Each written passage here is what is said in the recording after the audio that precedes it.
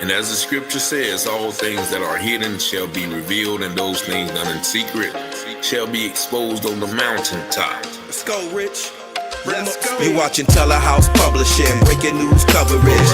Give you the truth before fake news throw mud in it. Before the jury decide and the judge discover it, you should tune in to Telehouse Publishing. Telehouse Publishing, breaking news coverage. The propaganda grammar, don't believe none of it. Before the jury decide and the judge discover it, you should tune in to Telehouse Publishing. Who keep the people informed? Stories abroad from literary work, where the narrative's wrong, the research is always on point, the commentary is hard. It's Rich Teller raising the bar. Follow along, shout out to FBA, still FTP. Big up in FAC and all my black families. There's three sides to all stories. Which one you gon' believe? We run down on the false prophets when they come to deceive. 100% urban world news, current events. We don't like them lies. Media is biased, cause we got God inside us. Ladies and gents is power. If you don't know by now, look around me, the darkest hours. Cops squeezing hammers cause they don't understand us. We stop and freeze with our hands to kill us off like cancer. Don't speculate before the facts on the case. Telehouse set them straight, my sport the rich investigate. You watching Telehouse Publishing, breaking news coverage. Give you the truth before fake news don't mud it in. Before the jury decide and the judge discover it, you should tune in to Telehouse Publishing. Telehouse Publishing, breaking news coverage. The propaganda grammar, don't believe none of it. Before the jury decide and the judge discover it, you should tune in to Telehouse Publishing. Negroes have listened to the trickery and the lies and the false promises of the white man now for too long. And they're fed up. They've become disenchanted. They've become disillusioned. They've become dissatisfied. And all of this has built up frustrations in the black community that makes the black community throughout America today more explosive than all of the atomic bombs the Russians can ever invent.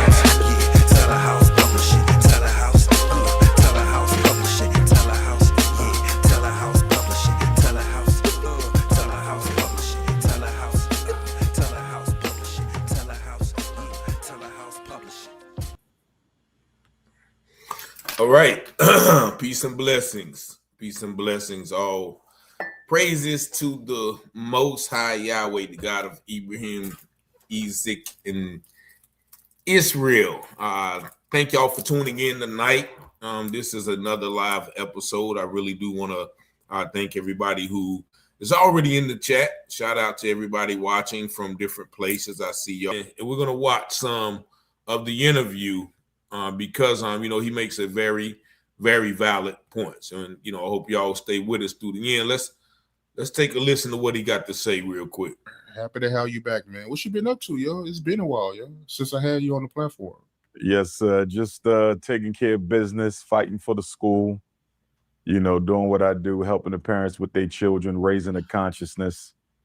The work never stops. The work never stops. Yes, indeed, man. Had to bring you back on. The people, they've been asking me to bring you back on for the longest, man. So it was only right to bring you back on. It's so much I want to talk to you about, though, man. It's so much to get into that I want to get your take on. Nolan Wells, how you feel about that situation? Yes, sir. Yes, sir. Nolan Wells. When the case first broke, Art, I just kind of sat back because I knew the YouTubian struggle streamers were going to run with it. Opinion, their analysis. So I see a lot of y'all saying that I'm buffering. Normally, when I'm buffering, it shows that I'm buffering on my screen. Right now, I don't see any buffering. Normally, if I'm buffering right now, normally if I'm buffering, it's showing, it shows my screen stopping. And so I don't know how that I'm buffering on y'all end, but am I still buffering? Can y'all, it's very choppy. I don't see any, like my head is moving, from side to side. I don't see how I am buffering. But am I still buffering? Like, is it?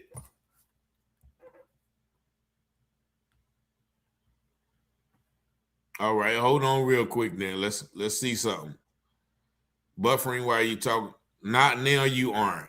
Okay, well, it's clear now. All right, so let's get back to Dr. Umar, man, because he's dropping some now, but it was. Okay, well, maybe let me close all the windows I got up. Maybe that's an issue too. But okay, let's get with the brother. So we better now. Okay, let's go. Cause we got some things to discuss real quick. Y'all let me know if it does it again. Their synopsis and their feeling on the situation. So I'm going to give mine. First of all, Nolan Wells, Javon, and I want Javon to hear this, and I want any other black person who was on Devil Horns Island that day to hear this. And I want any black person who was celebrating the 4th of July to hear this. No black person, no black freedman, no black immigrant, no member of the black race at all should have been celebrating July 4th, 2026. No one should have been celebrating America's 250th solar return. And why? Because our ancestors were still enslaved on July 4th, 1776. So why are we on White Devil Horns Island anyway, celebrating George Washington and Thomas Jefferson and Alexander Hamilton and all these other white supremacists and slave masters? Why are we even celebrating them anyway? Nolan shouldn't have been out there.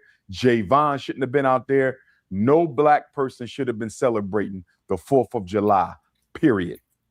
We would be enslaved for almost another century after America got her independence. So what are we celebrating for? To celebrate the 4th of July as an African is to celebrate the enslavement of your ancestors and the freedom of your slave masters. It makes no sense. Now, with that being said, and that's the greatest point to start the video off ever. Now that's just fact. Let's continue. Not blaming Nolan in any way, shape, form, or fashion for his loss of life. I'm just simply saying he shouldn't have been out there. Now let's take a closer look at this, Art. According to what I'm seeing, what I'm hearing, and what I've read, Nolan, Warren, Wyatt, and Trayston left for Horn Island the morning of July 4th. According to Warren's own words that he offered during an interview with Officer B.T. Coon, that's Coon as in C-U-N-E, Coon as in K-H-E-W-N, Coon as in K-U-H-N, Coon as in C-O-N-N. So Warren did a sit down with Officer B.T. Coon. And as we all know, B.T. Coon is White YouTube's pet monkey. He's White YouTube's pet monkey. So Warren sat down for an interview with White YouTube's pet monkey. And he said that they left for Horns Island the morning of July the 4th, and that it was approximately 30 of them spread across 3 boats. Approximately 30 youth spread across 3 boats. They all went to Horn Island together. They arrived at approximately 11:30. So they left around 9-ish, 8, 9-ish, whatever the case may be. They left the morning of July 4th. They arrived on White Devil's Horn Island at about 11:30. So 3 boats, 30 youth, they went together. I'm not clear on whether the 3 boats came back together or not. That's another question that I have, Art. Did they come back together the same way they left together? Because I'm treating all 30 of those white youth and all 3 of those ships as crime scenes and as suspects. All 3 ships are potential crime scenes. All 3 boats are potential crime scenes, and all 30 youth are potential suspects.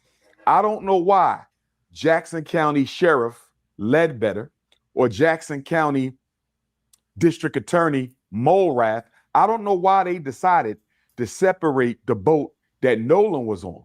Warren's boat, I don't know why they separated that boat from the other 2 for purposes of investigation and analysis, because those 3 boats operated as a team. And since they went out there as a team, and it hasn't been made clear to me whether or not they came back together as a team, all 30 white youth and all 3 boats should have been part of this investigation, not just the 1 boat. That is my first big issue with this case. Who decided to separate the other 2 boats and the other 20 or so youth? I got a problem with that, Art, because according to the Cajun Navy, they have no GPS information on the other 2 boats, Art. They have no GPS information on the other 2 boats. Now let's get into this. According to Warren and Nolan's other so-called white friends, they decided to leave the island around 4:30. So they were roughly on White Devil's Horn Island from 11:30 to 4:30. That is about 5 hours. Now, one question that has to be asked, Art, why did y'all leave so soon? Because they party on Horn Island all day long. Y'all didn't leave at sunset. Y'all didn't leave at sundown. Y'all left after only being there 5 hours. That's a little suspicious, Art. And I haven't heard anybody ask any of them, why did y'all decide to leave after only being there for 5 hours? Did y'all plan to only be on White Devil's Horn Island for 5 hours? Why did y'all leave at that time? But we'll deal with that later.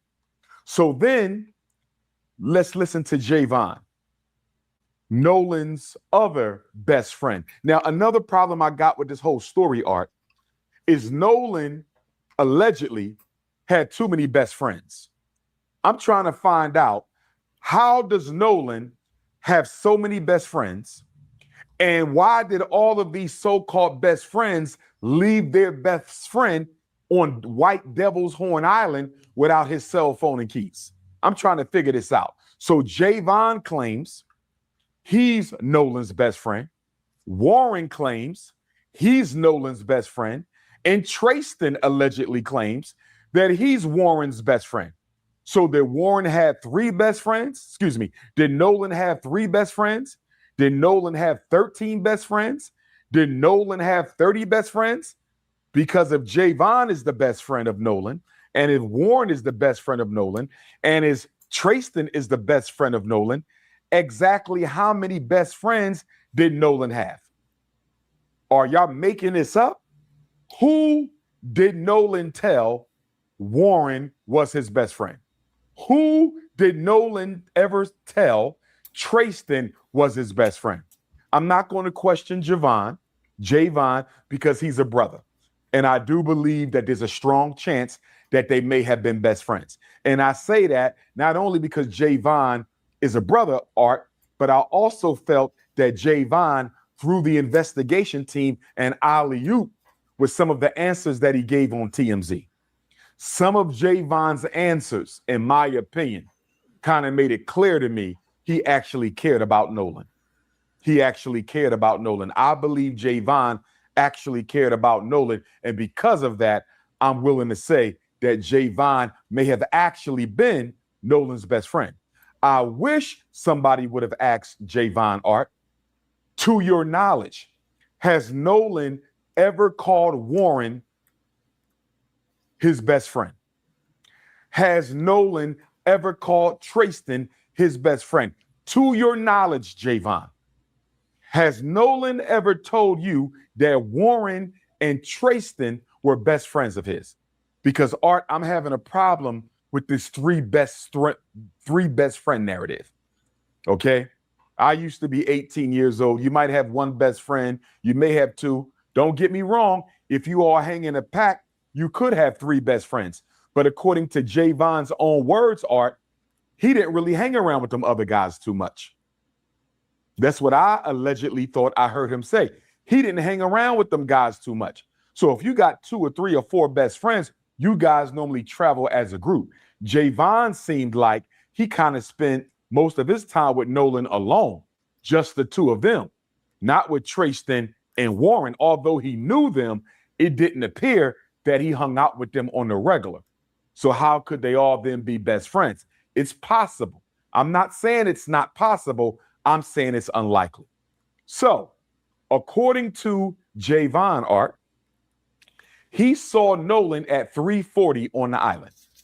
According to Javon, what I heard him say to TMZ allegedly was that he had another friend who was involved in an altercation and that he left Nolan at about 340 to go check on his buddy, because according to Javon, his buddy was on another ship and the parents of whomever on this other ship were trying to get him off the island because he was crashing out. He never said who this friend was.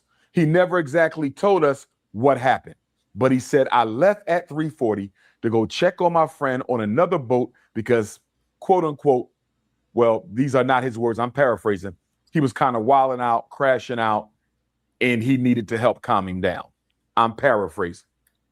He said when he got back, Nolan was nowhere to be found, and I'm paraphrasing. And Nolan's boat that he came on, Warren's boat, the so-called Big Daddy, the 22-foot Triton, had already left the scene. So according to Javon, I left Nolan at 340 to go deal with another situation. I came back, he was gone. According to Katie, the white girl who Nolan's white best friends are trying to use as an alibi in this situation. Okay, because they claim, and Warren said the same thing to Officer B.T. Coon when he spoke with him. They claim that Nolan told them, I'm going to hang back on this island and talk to Katie. You guys go ahead and I'll get back however I get back. Again, I'm paraphrasing. But guess what? We learned through Katie's sister that Katie said she has no knowledge of Nolan ever saying that. In fact, Katie said, Art, that Nolan told her, I got to get ready to head back to the boat because my friends are leaving soon. That don't sound like somebody who plans on staying, Art. Okay? According to her sister, Katie said Nolan told Katie, it's time for me to head back to the boat because my friends are going to be leaving soon. As far as I'm concerned, Art, Javon and Katie both threw us an alley-oop. Javon and Katie are throwing Sheriff Ledbetter of Jackson County an alley-oop because neither one of them are corroborating the story of Nolan's white friends on that boat. In fact, Javon said, this ain't adding up. Javon said, it's not like Nolan to say, you guys go ahead and leave me on this island and I'm just going to stay back to talk to this girl who I barely know. According to Javon, it don't make no sense. Javon ain't stupid, Art. That's his friend. He know damn well Nolan didn't tell them that he was going to stay back on that ship. And then Katie, I'm going to give a little bit of respect to Katie on this situation. Because as a white girl, Art, for her to come out and say that is not what happened, for her to come out and say that Nolan told me I got to get back to the boat because my friends are leaving, for her to say that, Art, that took a little bit of courage and honesty. That took a little bit of integrity. Now, don't get me wrong. I don't want to give her too much credit because she is trying to clear her name. What Katie is basically doing, Art, is she's saying, listen, y'all did whatever y'all did to Nolan, but you're not going to add me to the narrative. I'm not serving as nobody's alibi. I'm not helping nobody get out of this situation. You're not going to use me as a decoy, but I still appreciate Katie speaking up for Nolan, Art, because she didn't have to do it. Although she's trying to protect herself and stay out of the investigation,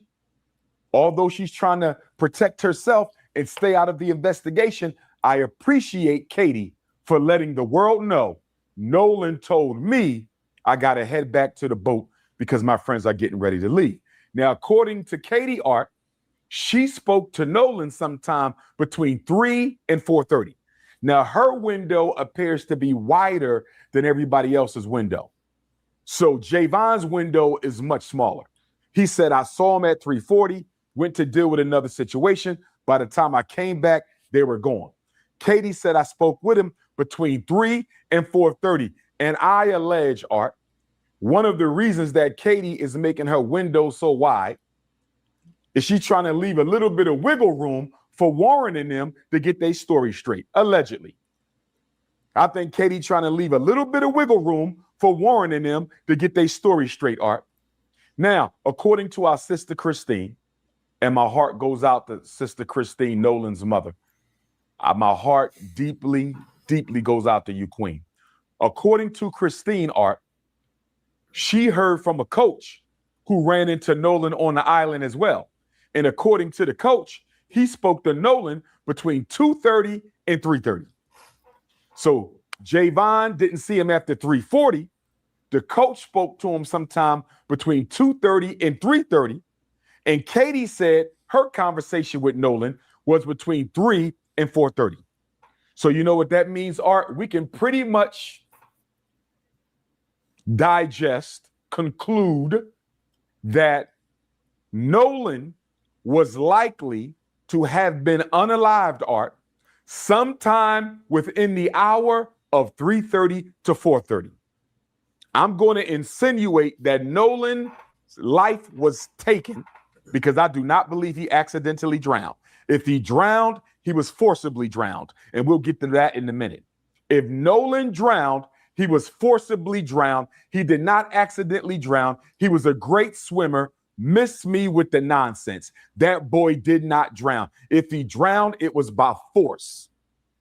So again, Art, all three of these people, arguably the last three to see him alive, except for those who took his life, Katie, the coach, and Javon, are arguably the last three people to see Nolan alive, except for those who took his life on that boat, allegedly. That's my position. So they're all basically cutting off around 3:30, Art. Remember, they made the call for the emergency CTO at 4 o'clock.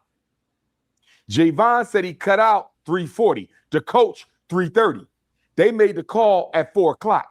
That conversation we heard, the CTO call, which we're going to talk about in a minute, that took place at 4. It sounded like there was some struggling going on in the background.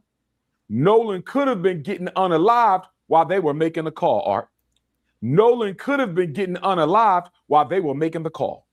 Nolan could have been getting choked out while they was on the phone with Cito.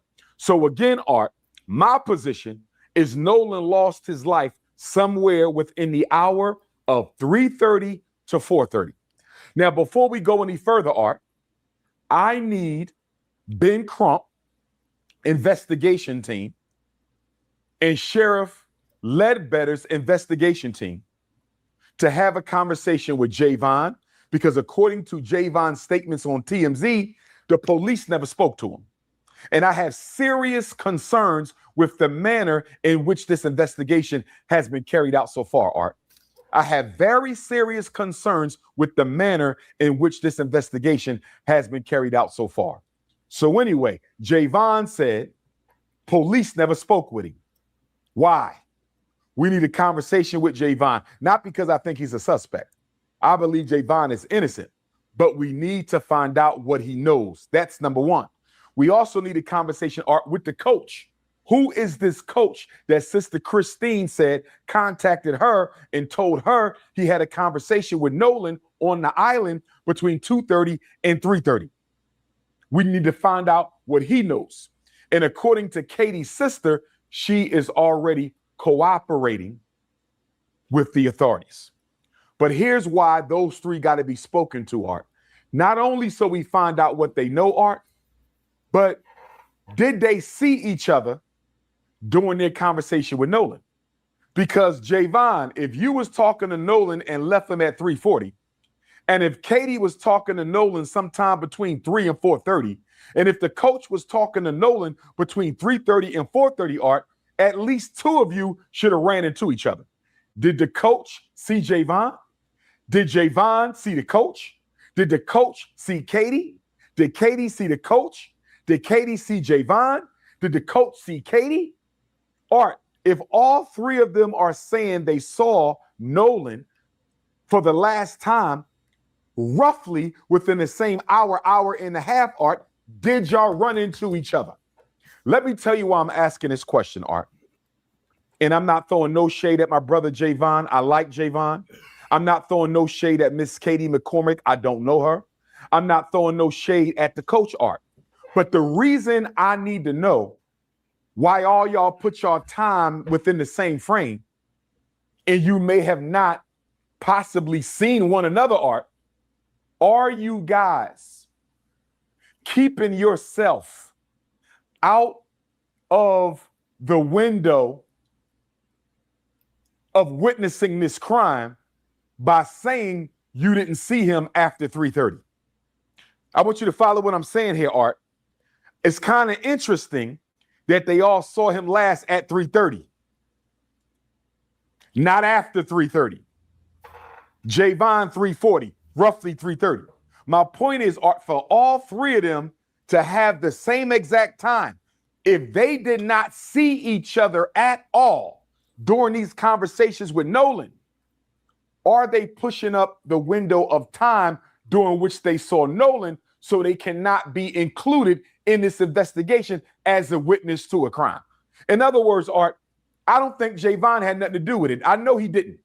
But is he saying he saw Nolan a little earlier than he saw him so he can't be pulled into the investigation? I don't think Katie had nothing to do with the crime, but is Katie putting her conversation with Nolan a little earlier than it actually took place to make sure she can't be dragged into the investigation as a witness to a crime? Is it possible that the coach is putting his conversation with Nolan earlier than what it was, Art, to make sure he cannot get dragged into the investigation? I don't think they had anything to do with it, but they could have been a witness to a homicide, Art. They could have been witness to a homicide. If they did not see each other, if none of those three people, the coach, Javon, and Katie, if they did not see each other at all talking to Nolan, if none of them saw each other talking to Nolan, at least two of them are lying about the time they last saw Nolan. Are you following me, Art? All I'm saying is I have my suspicions as to whether or not this convenient 3:30 cutoff window, I have my suspicions that this convenient 3:30 cutoff window may have not actually been the time they saw Nolan. They may have saw Nolan closer to the time he lost his life. Now, stay with me, Art. I want to back up for a minute. And I want to say this to Brother Elmore, Nolan's stepfather. And I want to say this to Coach Tracy, who I believe was one of Nolan's coaches. Brother Elmore, the stepfather, and Coach Tracy, the coach, both said on national television, Art, that they don't think race played a role in this at all. Elmore, Tracy, two dark-skinned black men in Mississippi, and both of them said on national television, I don't think race had anything to do with this case. I am disappointed in Brother Elmore. I am disappointed in Coach Tracy. How dare you help these young people avoid the Matthew Shepard and James Byrd Jr. federal hate crimes law, Art, by you saying you don't think this had anything to do with race, Brother Elmore and Coach Tracy. You are helping these white folks avoid federal hate crimes charges. And let me tell you why this is important, Art. Let me tell you why this is important. Under the federal hate crimes law, Matthew Shepard, James Byrd, signed by Barack Obama, 2009. Under the Federal Hate Crimes Act, Art, you can go to jail for life. you can go to jail for life under the federal hate crimes law. So if you can go to jail for life under the Federal Hate Crimes Act, Art, why is Nolan's stepfather and coach telling white folks they don't think it had anything to do with race? I still love my brother Elmore. I still love my brother Coach Tracy. But would y'all please watch what comes out of your mouth during this investigation? Because you are undermining justice for Nolan.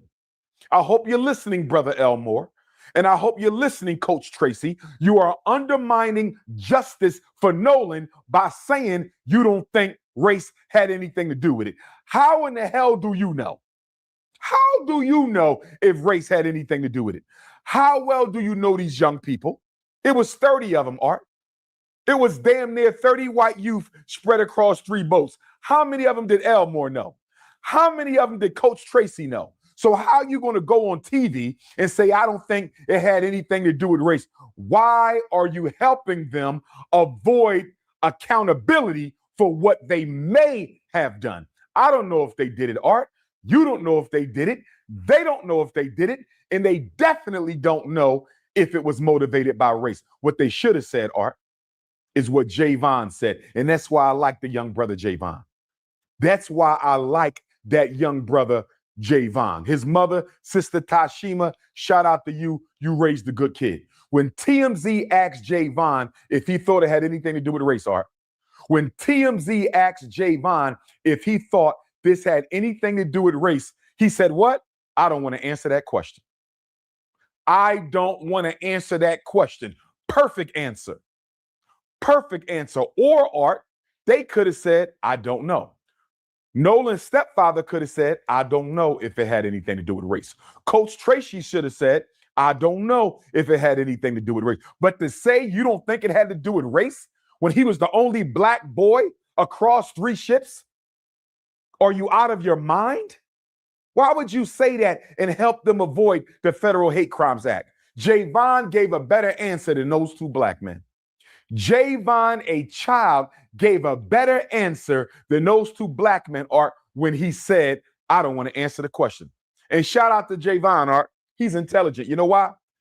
Because by saying, I don't want to answer the question, he answered the question. Of course, race has something to do with it. This is the United States of America. Race has something to do with everything involving black people. The country was built on the backs of black people. It's maintained on black people. We are disproportionately represented in the criminal justice system, overrepresented in the unemployment line, under the poverty line. Of course, everything in this country has to do with race. And I'm disappointed in us, Art, that we are so afraid to call racism what it is, that we literally got people asking us, when a white person takes the life of a black person, do you think it had anything to do with race? When a police officer takes the life or shoots a black person, do you think it had anything to do? What kind of idiotic gaslighting question is this, Art? All white people are racist. All white people are racist. So we can stop asking if it had anything to do with race. If it's black and it's white, it has something to do with race because all white people are racist. That's just how it is. Now let's get back to this. Before we deal with the infamous Cito call, Art, I got a few questions for Warren. I want to deal with that infamous Cito call, Art. And I want to deal with Sister Tashima and Sister Christine's visit to Warren's home to get Nolan's cell phone. I want to deal with them 2 in a minute. But before I go there, I got a couple questions for Warren and his white friends. Nolan's best friend, and Warren even called Nolan his brother, Art. He even called him his brother. He said they spent the night together before they went out to White Devil's Horn Island, Art. The night before, July 3rd, they stayed in the same home. How do you stay in the same home with somebody, Art, and leave them on an island? How do you sleep in the same house with somebody July 3rd and then leave him on an island July 4th. But I got a few questions for Warren. No disrespect. I'm not saying he's innocent. I'm not saying he's guilty, but I got a few questions for you, Warren. Since you could sit down and interview with Officer B.T. Coon, I need you to sit down and interview with Dr. Umar Ifatunde. So you can sit down and interview with Officer B.T. Coon, I want you to sit down and interview with Dr. Umar Ifatunde. My first question to Warren, you said that Nolan is a best friend of yours, that he's like a brother.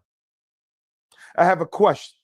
If Nolan is your brother and best friend, why did you leave him on that island, especially when you all were drinking? Because somebody put a report out there, Art, that Nolan had been drinking heavily and was intoxicated. Of course, that allegation was dismissed because the coach who contacted Sister Christine confirmed that he spoke to Nolan between 2:30 and 3:30, and Nolan was not intoxicated. So they lied to protect their friends, because white people are always on code, Art. Not a single white person on that island dropped a dime yet, not one of them. So anyway, Art, they tried to blame it on him being drunk. So he was just a drunk black kid who walked into the water and drowned. That's the narrative they wanted us to swallow. He was just a drunk black kid who walked into the water and drowned. And remember, Art, Sheriff Ledbetter allegedly ruled the case an accidental drowning before he did any investigation. He ruled Nolan's death an accidental drowning before he did any investigation. As far as I'm concerned, that meets the definition of public corruption. As far as I'm concerned, that meets the definition of public corruption. But stand with Warren, Art. Warren, if Nolan is your brother and best friend, why did you leave him on an island without his cell phone and his keys? Why did you take his cell phone and keys back to the mainland? You left him there and took his cell phone and keys back. Can you please explain that to me? What person wants to be on an island without their phone? Help me understand that, Warren. I don't know of an 18-year-old who wants to be anywhere without their phone, Art. They don't want to be in school without their phone. They don't want to be at home without their phone. They don't want to be out of town without their phone. They don't want to be at the mall, the movies, the restaurant. They don't want to be nowhere without their phone, let alone on an island with no way to get off. You left your best friend on an island, your so-called brother. You left him on an island with no way to get off, and you took his phone and his keys. Can you explain that to me, Warren? While you're thinking about it, I got another question for you, Warren, while you're thinking about it. You said at 11 o'clock, you called Miss Christine to see if she heard from her son. Warren said, Art, I called Miss Christine to see if she heard from Nolan. She said she had not heard from Nolan. Can I ask you a question, Warren? If you took his phone, how in the hell was his mother supposed to hear from her son when you have the son's phone? Did you tell Miss Christine that you had her son's phone when you called her? I bet you didn't. I bet you didn't. Think about that, Art. He called the mother and asked her if she heard from her son.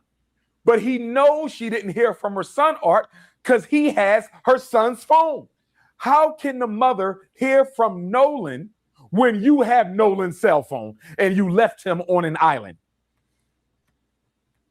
That's a mic drop right there. That's a mic drop. I'm gonna let him cook.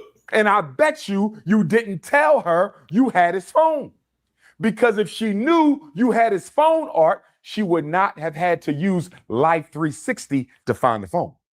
If you had his phone and you called her at 11 o'clock to see if Nolan was okay, why didn't you tell Nolan's mom you had his phone? Why did my sister Christine and my sister Tashima have to use Life 360 to find their son's phone? Because you playing games. You playing games. You playing in our face like we stupid. That's what this is. I don't know if he did it, Art, but he damn sure knows who do. I allege and I believe that all 30 of those white kids on all 3 of them boats know exactly which one of them did it, and the rest of them are covering it up. And guess what, Warren? And the rest of you 30 white kids on those 3 boats, let me explain something to you. Federal hate crimes law, you can go to jail for the rest of your life in case nobody didn't tell you. Federal hate crimes law, you can go to jail for the rest of your life in case nobody told you. Guess what? The Emmett Till Anti-Lynching Act, you can go to jail for up to 30 years. And if Nolan was unalived by more than one person, that constitutes a lynching. That constitutes a lynching. So you can go to jail for up to 30 on the Emmett Till Act. You can go to jail for life on the Matthew Shepard James Byrd Hate Crimes Act. And in the state of Mississippi, Art, if you are an accessory after the fact, not accomplice. Accomplice means you participated in the murder.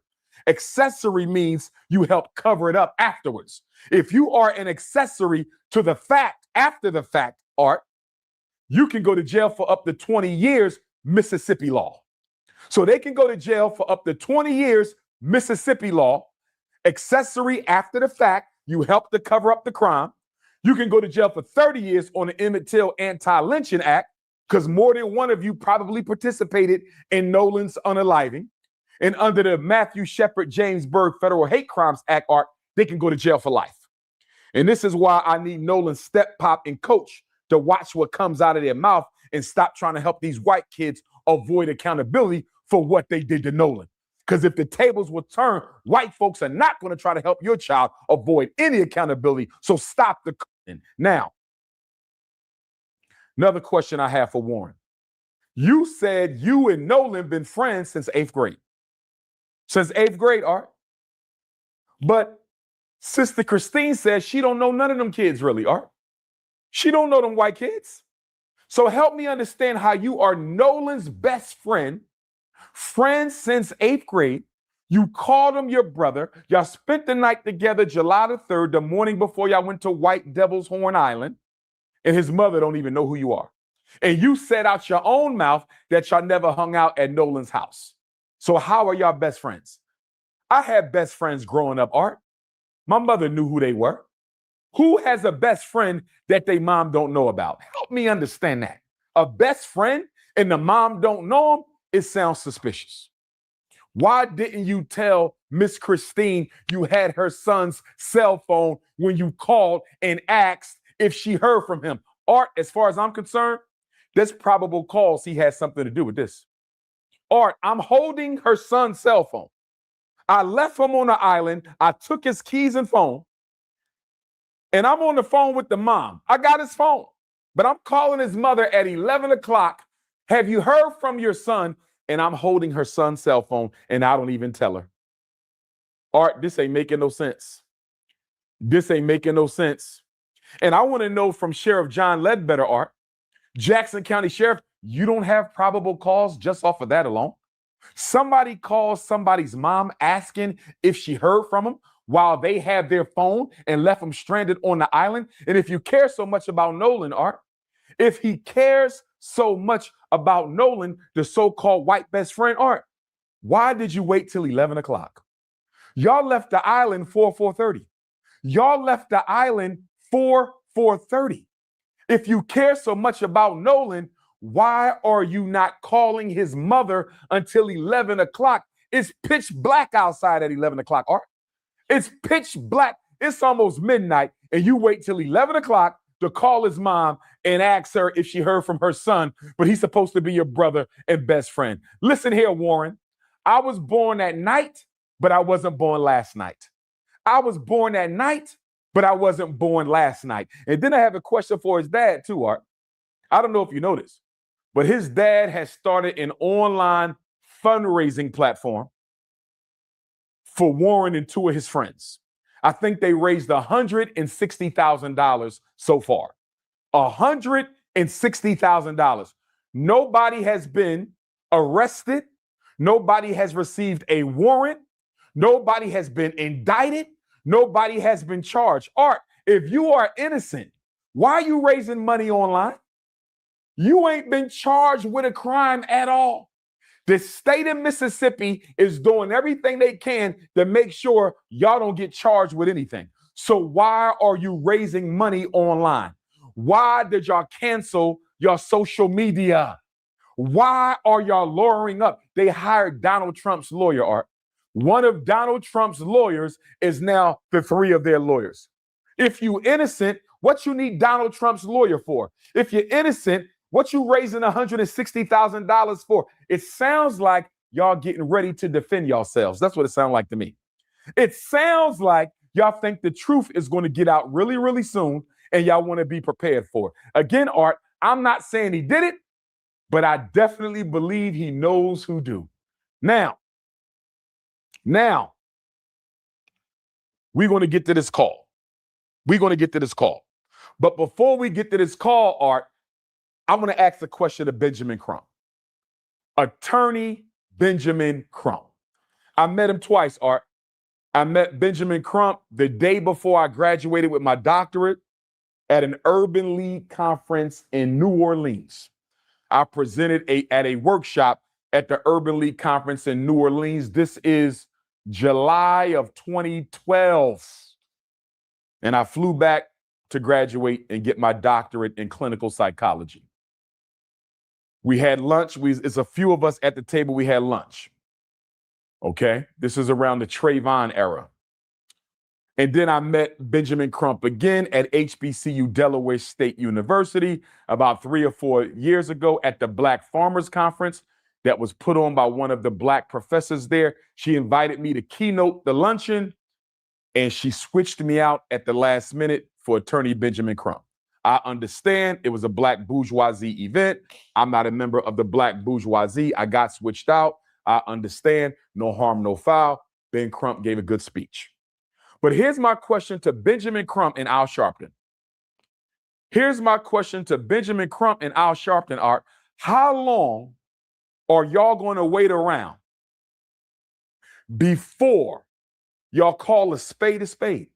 How long is Ben Crump and Al Sharpton going to wait around, Art, before they tell the world that they don't think this investigation is being done correctly? How long before Benjamin Crump and Al Sharpton demand that the FBI and Department of Justice take over this investigation? Art, it's been over a month and we know nothing.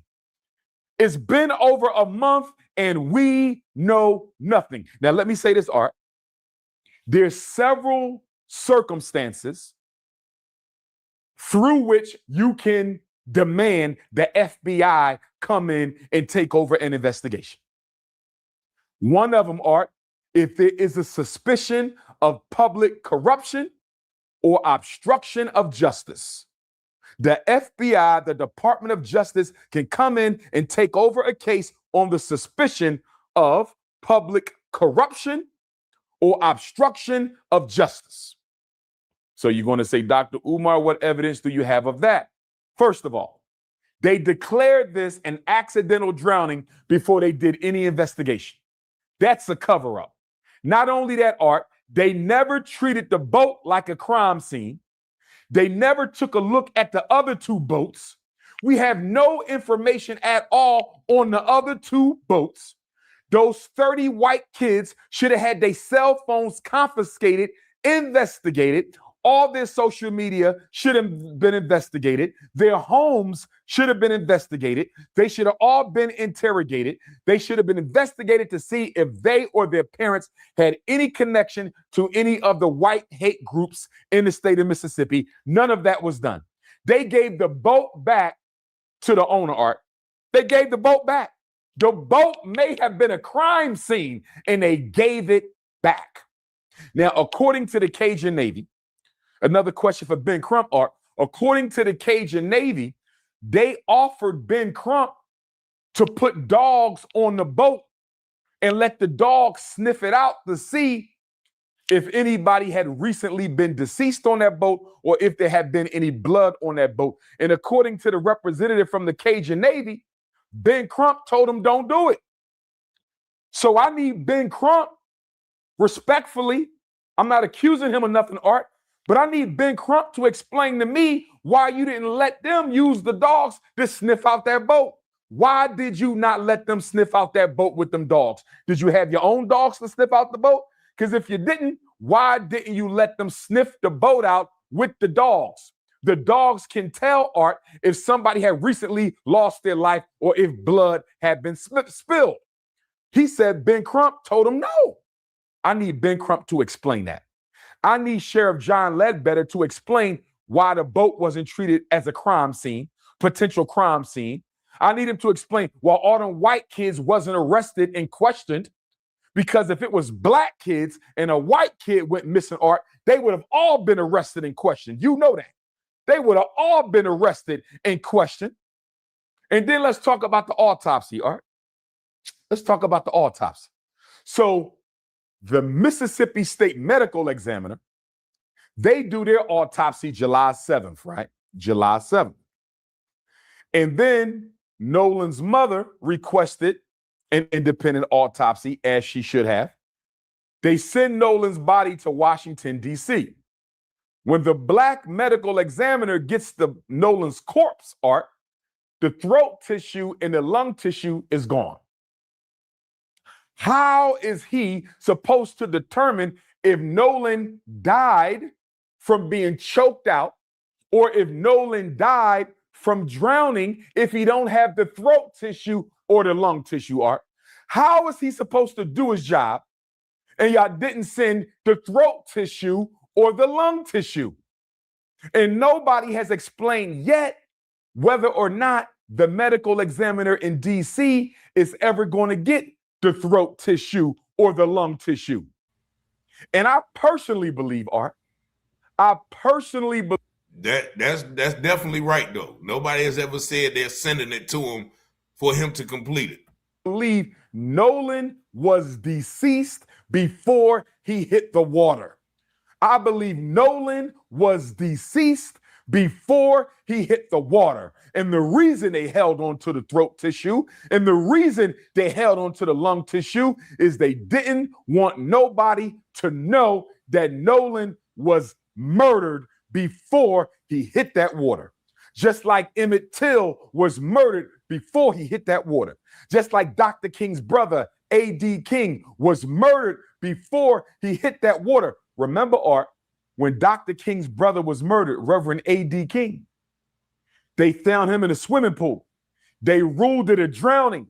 And then one of the paramedics said what, Art? One of the paramedics who took Dr. King's brother out the pool, Art, said he didn't have no water in his lungs.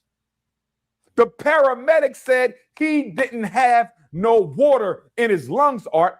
And plus A.D. King, just like Nolan, A.D. King, just like Nolan, was a great swimmer, Art. Was a great swimmer. They kept them lungs, I believe.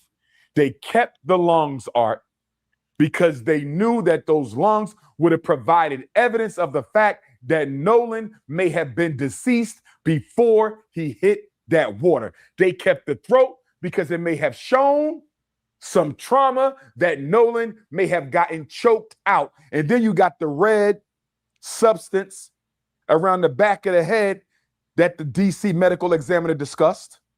We don't know if Nolan got hit in the back of the head. We don't know if the blood simply drained to the back of the head. But here's the thing, Art. They say Nolan was found face down in the water. Nolan was found face down in the water, Art. Not only that, Nolan was transported face down to Washington, D.C. So guess what, Art?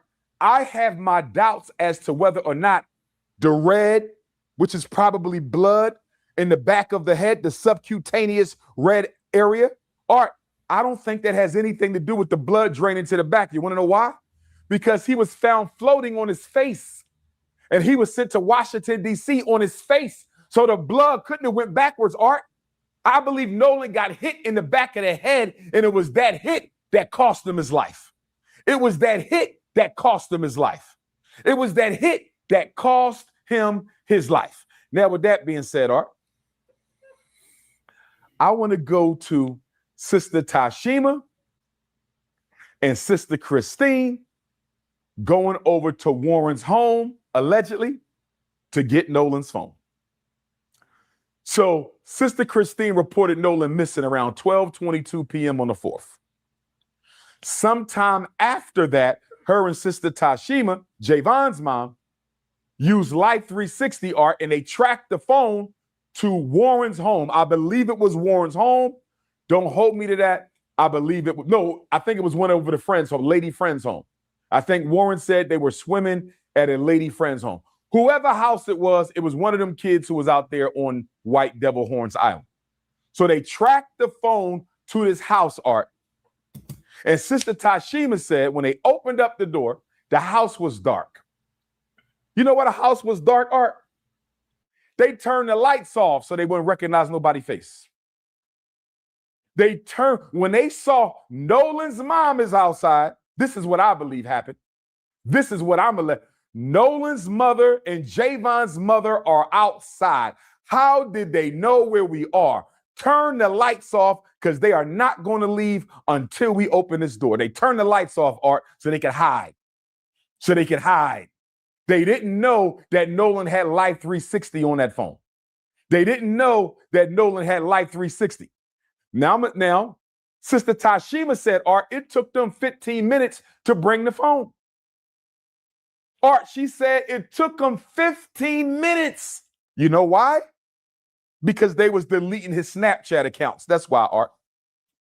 It took them 15 minutes to bring the phone because they were deleting Nolan's Snapchat account.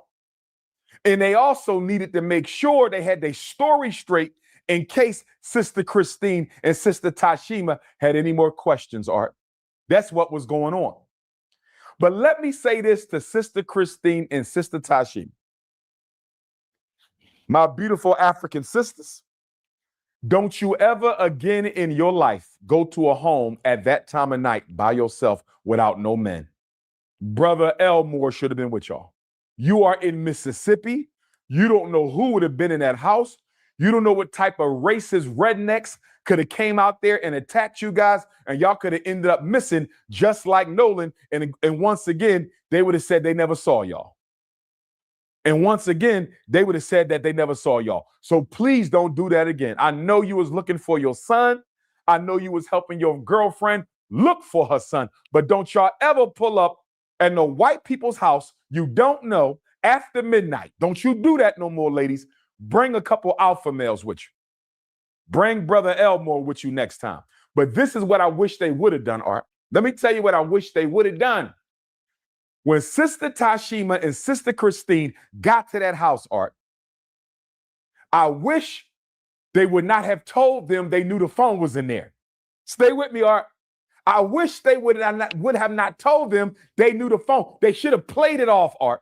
They should have said, we want to know if anybody has seen Nolan. We haven't heard from him since he went with y'all to White Devil's Horn Island. And they would have said, we ain't heard from him, Art. And then I would have said, do you know if Nolan had his phone with him? I've been calling my son all day. He's not picking up. Do you know if he had his phone? And if they would have said no, Art, if they would have said, we don't know if he had his phone or not, you know what I would have done? I would have called the police and I would have told the police, Art, my son is missing. He went to White Devil's Horn Island with these white kids in his house.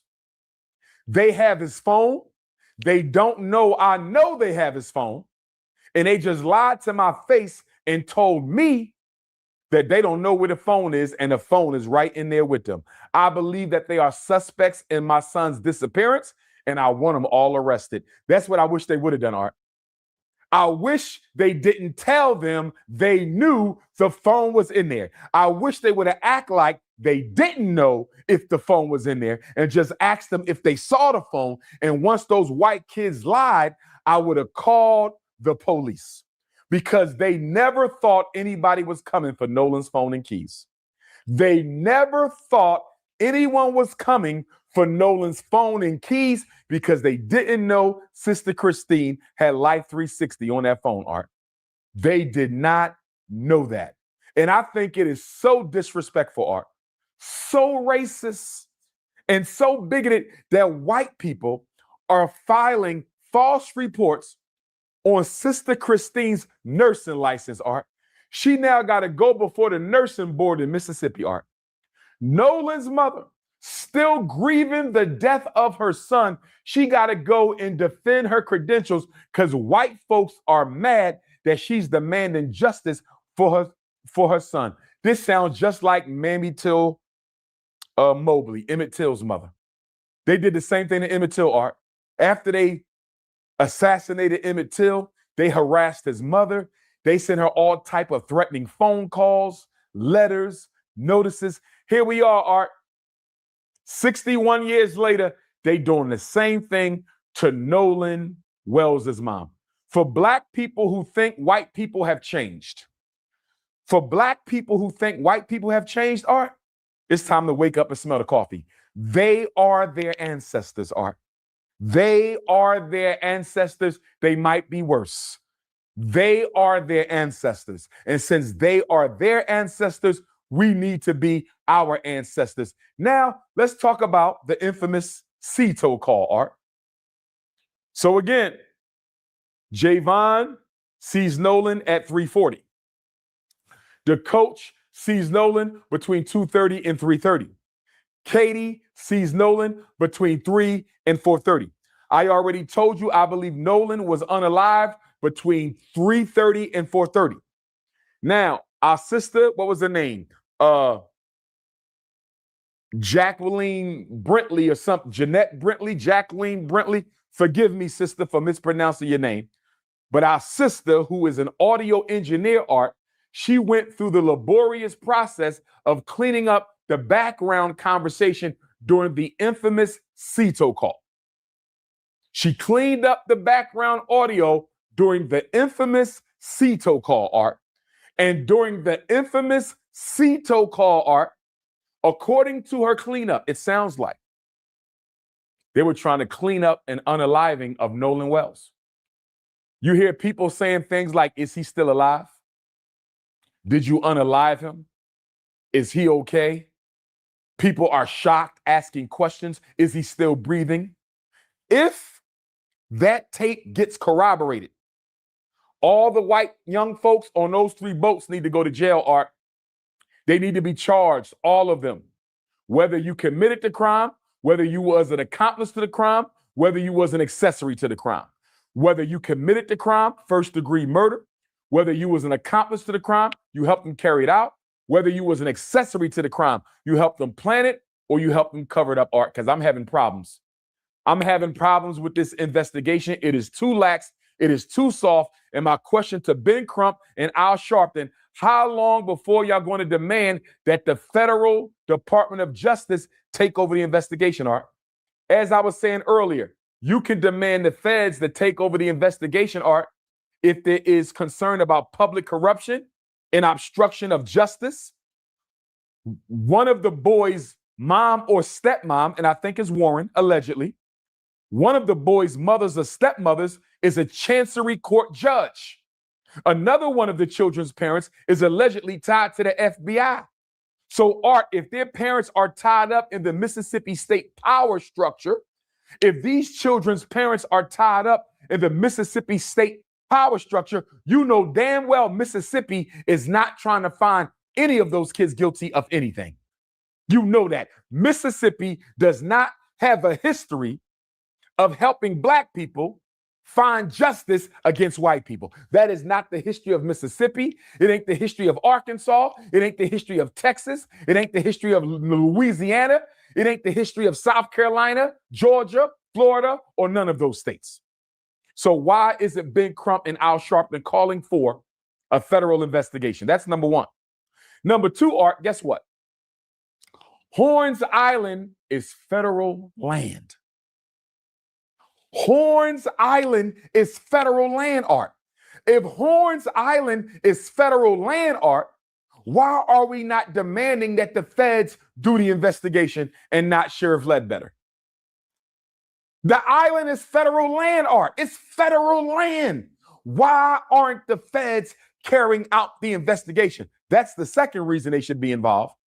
The third reason they should be involved, Art, is there's a strong likelihood that this was a federal hate crime and a lynching.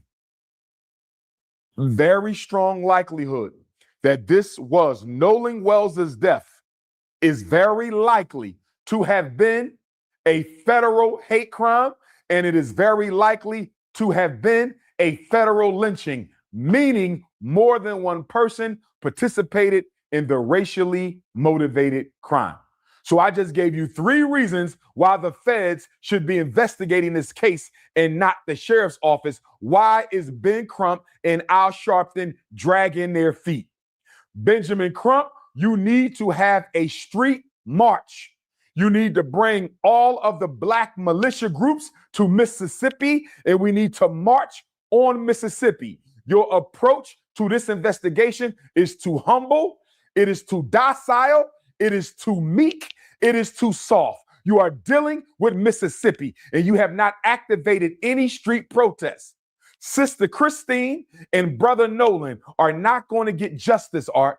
Sister Christine and Brother Nolan Wells are not going to get justice, Art, if Benjamin Crump doesn't activate a street activism campaign. It is time for Ben Crump and Al Sharpton to activate a street activism campaign. And let me say this, Art. Al Sharpton is about to have another march on Washington. For what? For what? He's going to commemorate the Dr. King 1963 March on Washington. He's been doing it almost every year. But Art, it's an empty symbol. Al Sharpton, listen to me, sir. You don't need to march on D.C. We don't need another empty, meaningless Democratic Party-sponsored march in Washington, D.C. We need you to switch that march, Art. Al Sharpton, if he cares about justice for Black Mississippi, if Al Sharpton cares about justice for Black Mississippi, Art, he will switch the march from D.C. to Mississippi. Al Sharpton needs to switch the march from Washington, D.C. to Mississippi. And it should be 4 days, Art. It should be 4 days, Art. We should march in Senatobia, Mississippi one day for Baby Cohen, who was shot and murdered by the police in the Walmart parking lot. We got to march for Baby Cohen, who was shot by the police in Senatobia.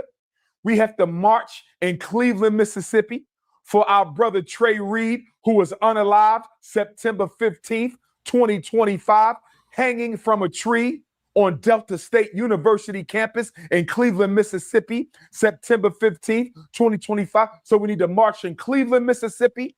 We need to march in Senatobia, Mississippi. We need to march in Jackson, Mississippi, because what just happened in Jackson on Monday, Art? A Black woman, 28, 29 years old, Tasia Fortune, was found hanging from a tree.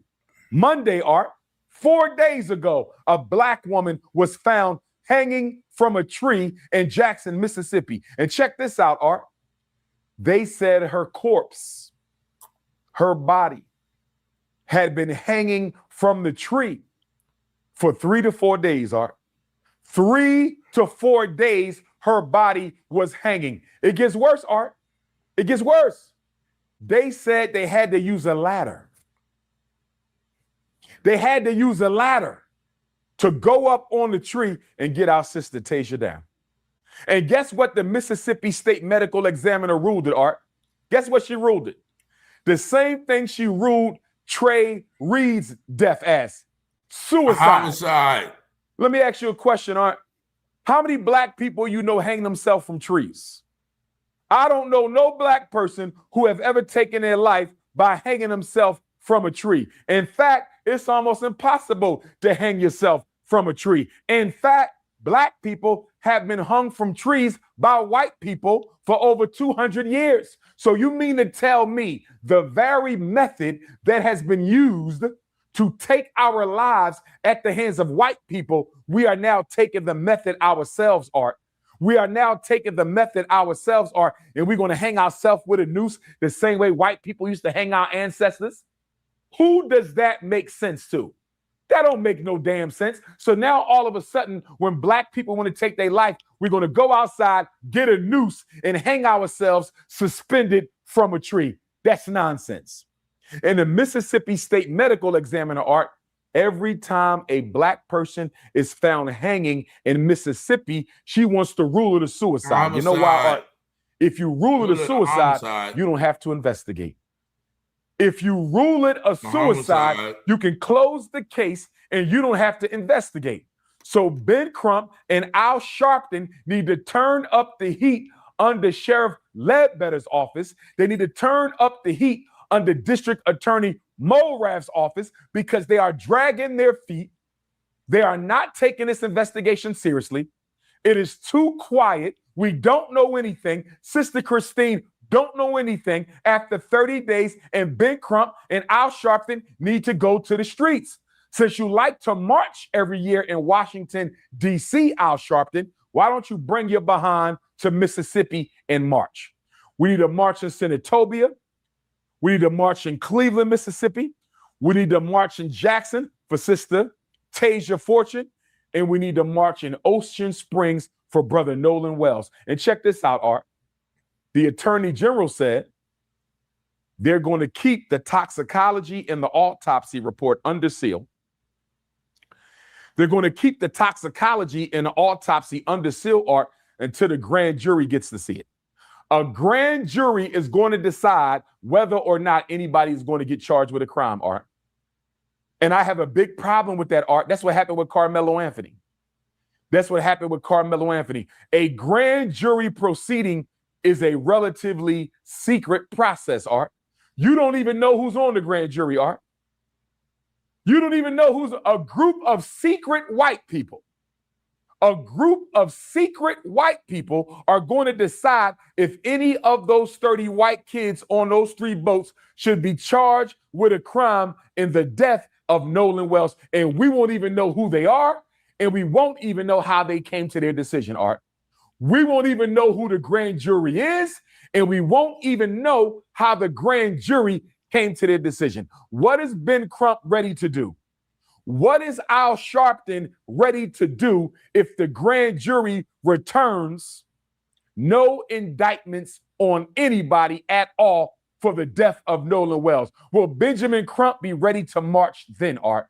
Will Al Sharpton be ready to march in Mississippi then? If the grand jury says this was an accidental drowning, case is closed, no indictments, what is Ben Crump and Al Sharpton going to do? Because right now, and I respect them both, Art, but right now, the way this case is being handled, they are too docile, they are too meek, they are too humble, and they are too soft. We need some street action. We need some street protests. We need some street marches. We need to raise up the temperature in Mississippi, Art. That's what we need to do. This is the state that unalived Medgar Evers. This is the state that lynched Emmett Till. This is the state that took the life of Baby Cohen. This is the state that lynched Tasia Fortune. This is the state that lynched Trey Reed. This is Mississippi, the state that tried to lynch Fannie Lou Hamer, the state that tried to lynch Ida B. Wells. When are we going to wake up and smell the coffee? Now, let's get to the infamous call, Art, and I'm going to wrap this up. Let me get to the infamous call, and I'm going to wrap this up. They called the Cito company at 4 o'clock. We already talked about the background noise that the audio engineer, our beautiful black sister, Jeanette Brentley, cleaned up. Sounds very suspicious, Art. It sounds like they may have been in the act of unaliving Nolan Wells when they made the call.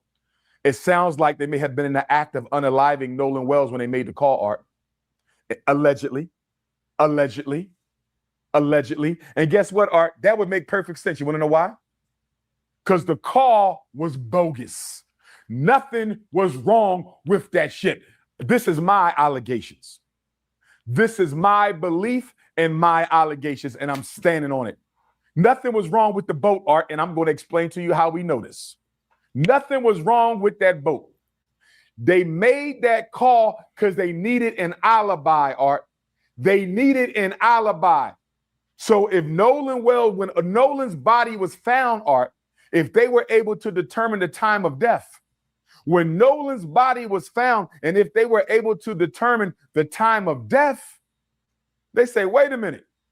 Nolan was unalived at 4 o'clock. Guess what, Art? They could say our boat was sinking at 4 o'clock and we was on the phone with Cito. The phone call was an alibi, Art. The phone call was a decoy. The phone call was a bait and switch. There was nothing wrong with that boat, Art. So listen, we know that Mississippi is going to find all the audio engineers they can find, Art. We know that Mississippi is going to find all the audio engineers that they can find, Art, to try to say that the background noise cannot be corroborated or verified. You know they're going to say that. They're going to say we can't use the background noise. It's too much going on. We don't care what Sister Jeanette Brantley had to say. We don't care what y'all conspiracy theorists got to say. We had our own FBI audio engineers listen to it, and they can't make out the conversation. I believe it says what Sister Jeanette Brantley says it says. I believe it, Art. It makes perfect sense.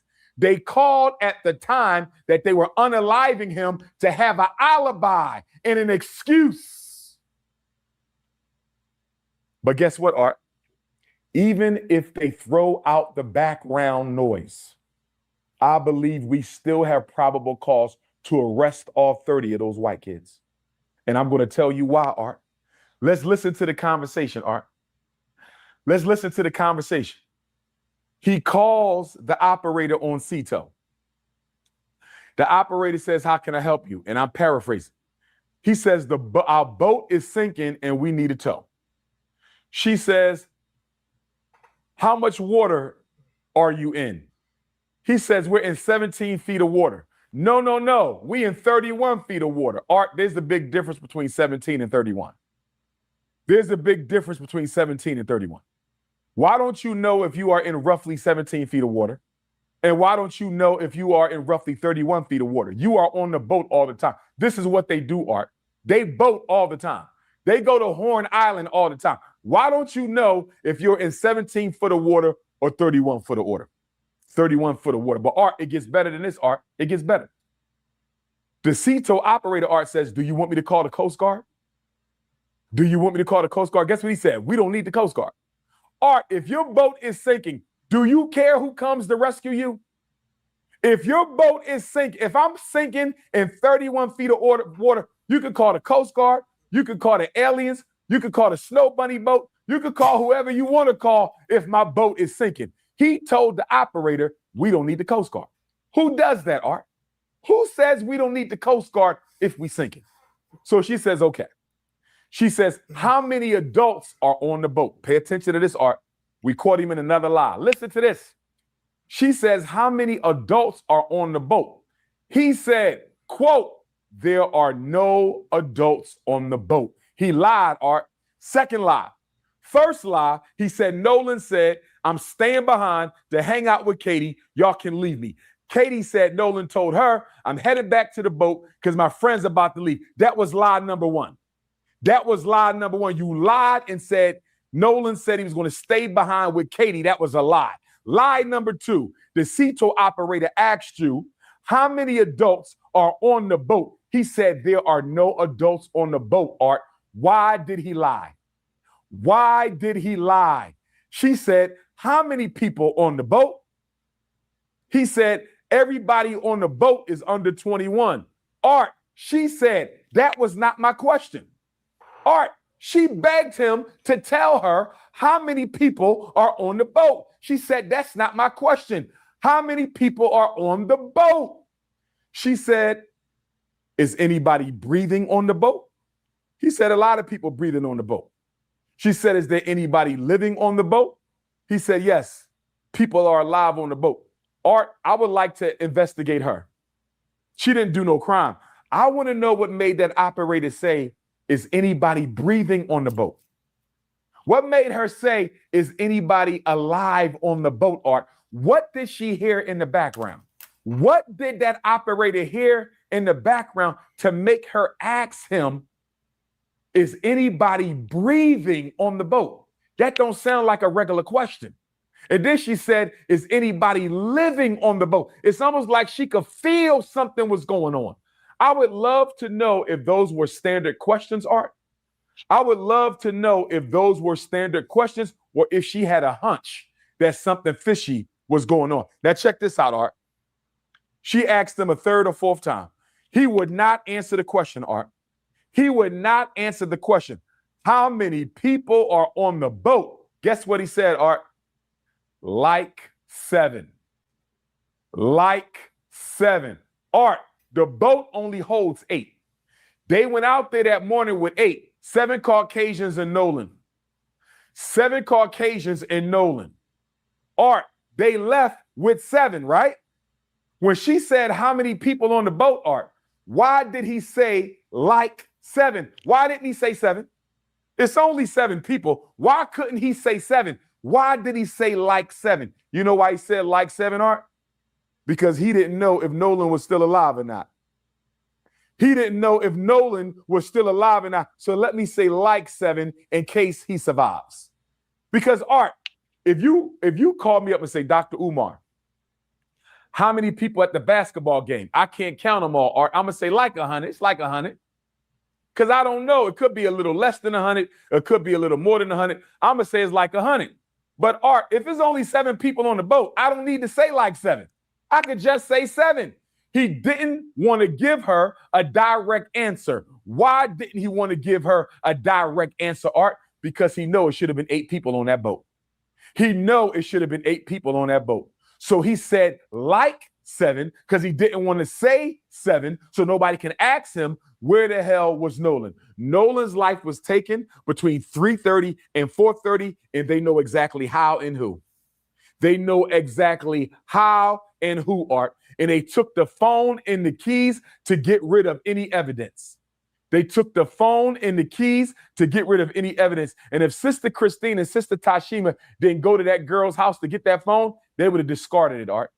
They were going to discard the keys in the phone and act like they never even had them either. Now, I'm going to give you this one piece, Art, and I'm going to leave it alone. I'm going to give you this one piece, Art, and I'm going to leave it alone. As I said, I'm very disappointed in the fact that Sheriff Ledbetter and District Attorney Morath are not investigating all 30 of those children. I'm disappointed that all 3 boats were not treated like a crime scene. Now, my primary theory, they unalived him on the boat, threw him over to make it look like a drowning. They unalived him on the boat or on land before they took off, threw him in the water to make it look like a drowning. But I'm going to say this to you, Art. I have another theory as well. I got 2 theories. That's my first theory. Let me give you my second theory, and we're done on this. There's a strong chance, Art, that after they unalived Nolan, they held on to the body overnight and dumped it the next day, Art. Or they took the body to one of the other islands around Horn Island and dumped the body. And let me tell you why I believe this, Art. Let's go back to Emmett Till. Let's go to Emmett Till, Art. Emmett Till was unalived on August 28th. They bob-wired Emmett Till to a 75-pound cotton gin, 1955. August 28th, 1955, Emmett Till was unalived, and they bob-wired him to a 75-pound cotton gin and threw him in the Tallahatchie River. The Tallahatchie River, Art, is a freshwater river. Horn Island is on the Gulf of Mexico. It's salt water. Salt water is rougher and more active and more buoyant than fresh water, Art. Follow me on this. Emmett Till got thrown in the Tallahatchie, bob-wired to a 75-pound cotton gin, Art, and his body made it up to the surface on August the 31st. Even though he was tied to a 75-pound cotton gin in a river, his body floated up to the surface in 3 days, Art. Emmett Till was 14. Nolan Wells is 18. If Nolan Wells was unalived and dumped immediately on July 4th, Art, we should have saw his body on July 5th. If Emmett Till's body can make it to the top in 3 days, tied to a cotton gin, Art, Why did Nolan Wells' body only surface the morning of July 6th?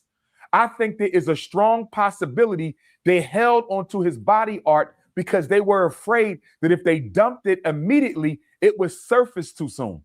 If they dumped Nolan's body too soon, it would have surfaced before they were ready. That body could have floated back, Art, before they made it back home. They all go to jail. They could have held onto his body, Art, and dumped it on July 5th or dumped it the morning of July 6th. Because according to science, Art, Nolan's body should not have surfaced for 3 days. Or, according to what happened to Emmett Till, it should have surfaced within a day. The fact that it took Nolan Wells' body 41 hours before we saw it, I think that body might have gotten dumped, Art. I think they might have held onto Nolan Wells' body and dumped it a day or two later. And that's why the other two boats are important to the investigation, Art. How do we know Nolan wasn't unalived on one boat and held on a second boat? How do we know that? How do we know a second boat didn't take Nolan Wells' corpse to one of them other islands and then the body floated back, Art? Why are we not investigating all 3 boats and all 30 white children? Art, I'm going to tell you like this. For that boy to not tell that CETO operator how many people was on that boat, and she asked him 3 times, and the fact he lied and said there was no adults, and then he still didn't answer her question and said everybody under 21, and she had to repeatedly say that was not my question. Why are you unwilling to tell her it's only 7 people and not 8 people?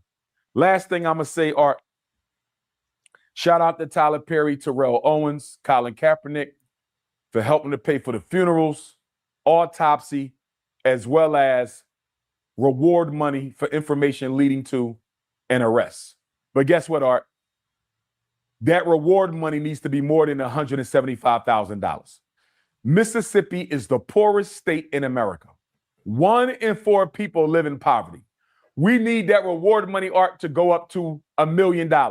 I need LeBron James, Rihanna, Tiger Woods, Venus, Serena, Kanye. Get that reward money up to $1 million, Art. We need the reward money up to $1 million so those white folks will start talking. 175,000, Art, is not enough money. We need $1 million. Guess how they found the 3 civil rights workers in Philadelphia, Mississippi in 1964, Art? Remember the Ku Klux Klan murdered those 3 workers? Cheney, Goodman, and Swerner, Mississippi burning. Guess how they found out? An undercover FBI agent tipped off the FBI to where those 3 bodies were buried. Do the FBI have any undercover officers operating in this case? Does the state of Mississippi Bureau of Investigation have any undercover officers operating in this case? We need some undercover agents to weave into the lives of these young people and find out exactly what happened to Nolan Wells. And that's why Benjamin Crump and Al Sharpton need to demand a federal takeover of this investigation immediately. Italy, come here. All right, so shout out to the Art of Dialogue for doing that. I used that video in fair use. Give me that sign over there. Hey, yellow. And so yeah, my brother Dr. Umar, once again, he's been through some things, and the phone lines are open too. So if y'all want to call in, you see the number right there. And he mentioned once again justice for Cohen Wiley. Now, the Cohen Wiley case happened about a week or 2 before Nolan Wells, and the Nolan Wells case has usurped that.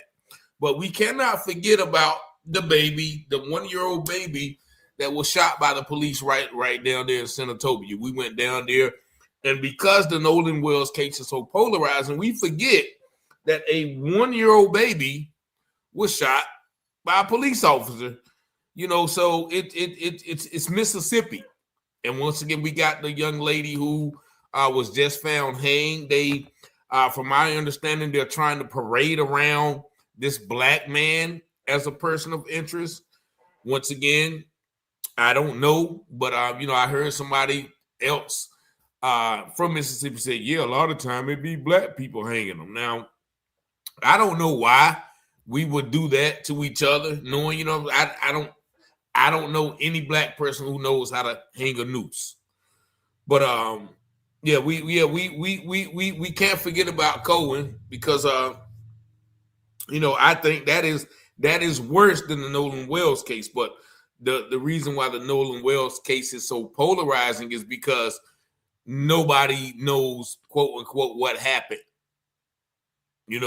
They're giving us this story like that we're just to believe that Nolan just walked out into the ocean and disappeared. And Umar made some very great points. Like, it's almost like everybody has a separate time when they talk to Nolan, right? Like, Nolan was never in a group of people, right? You know what I'm saying? Well, Katie talked to him at this time. Javon talked to him this time. Trey Steen seen him this time. Warren saw him this time. Like, so nobody ever saw him together.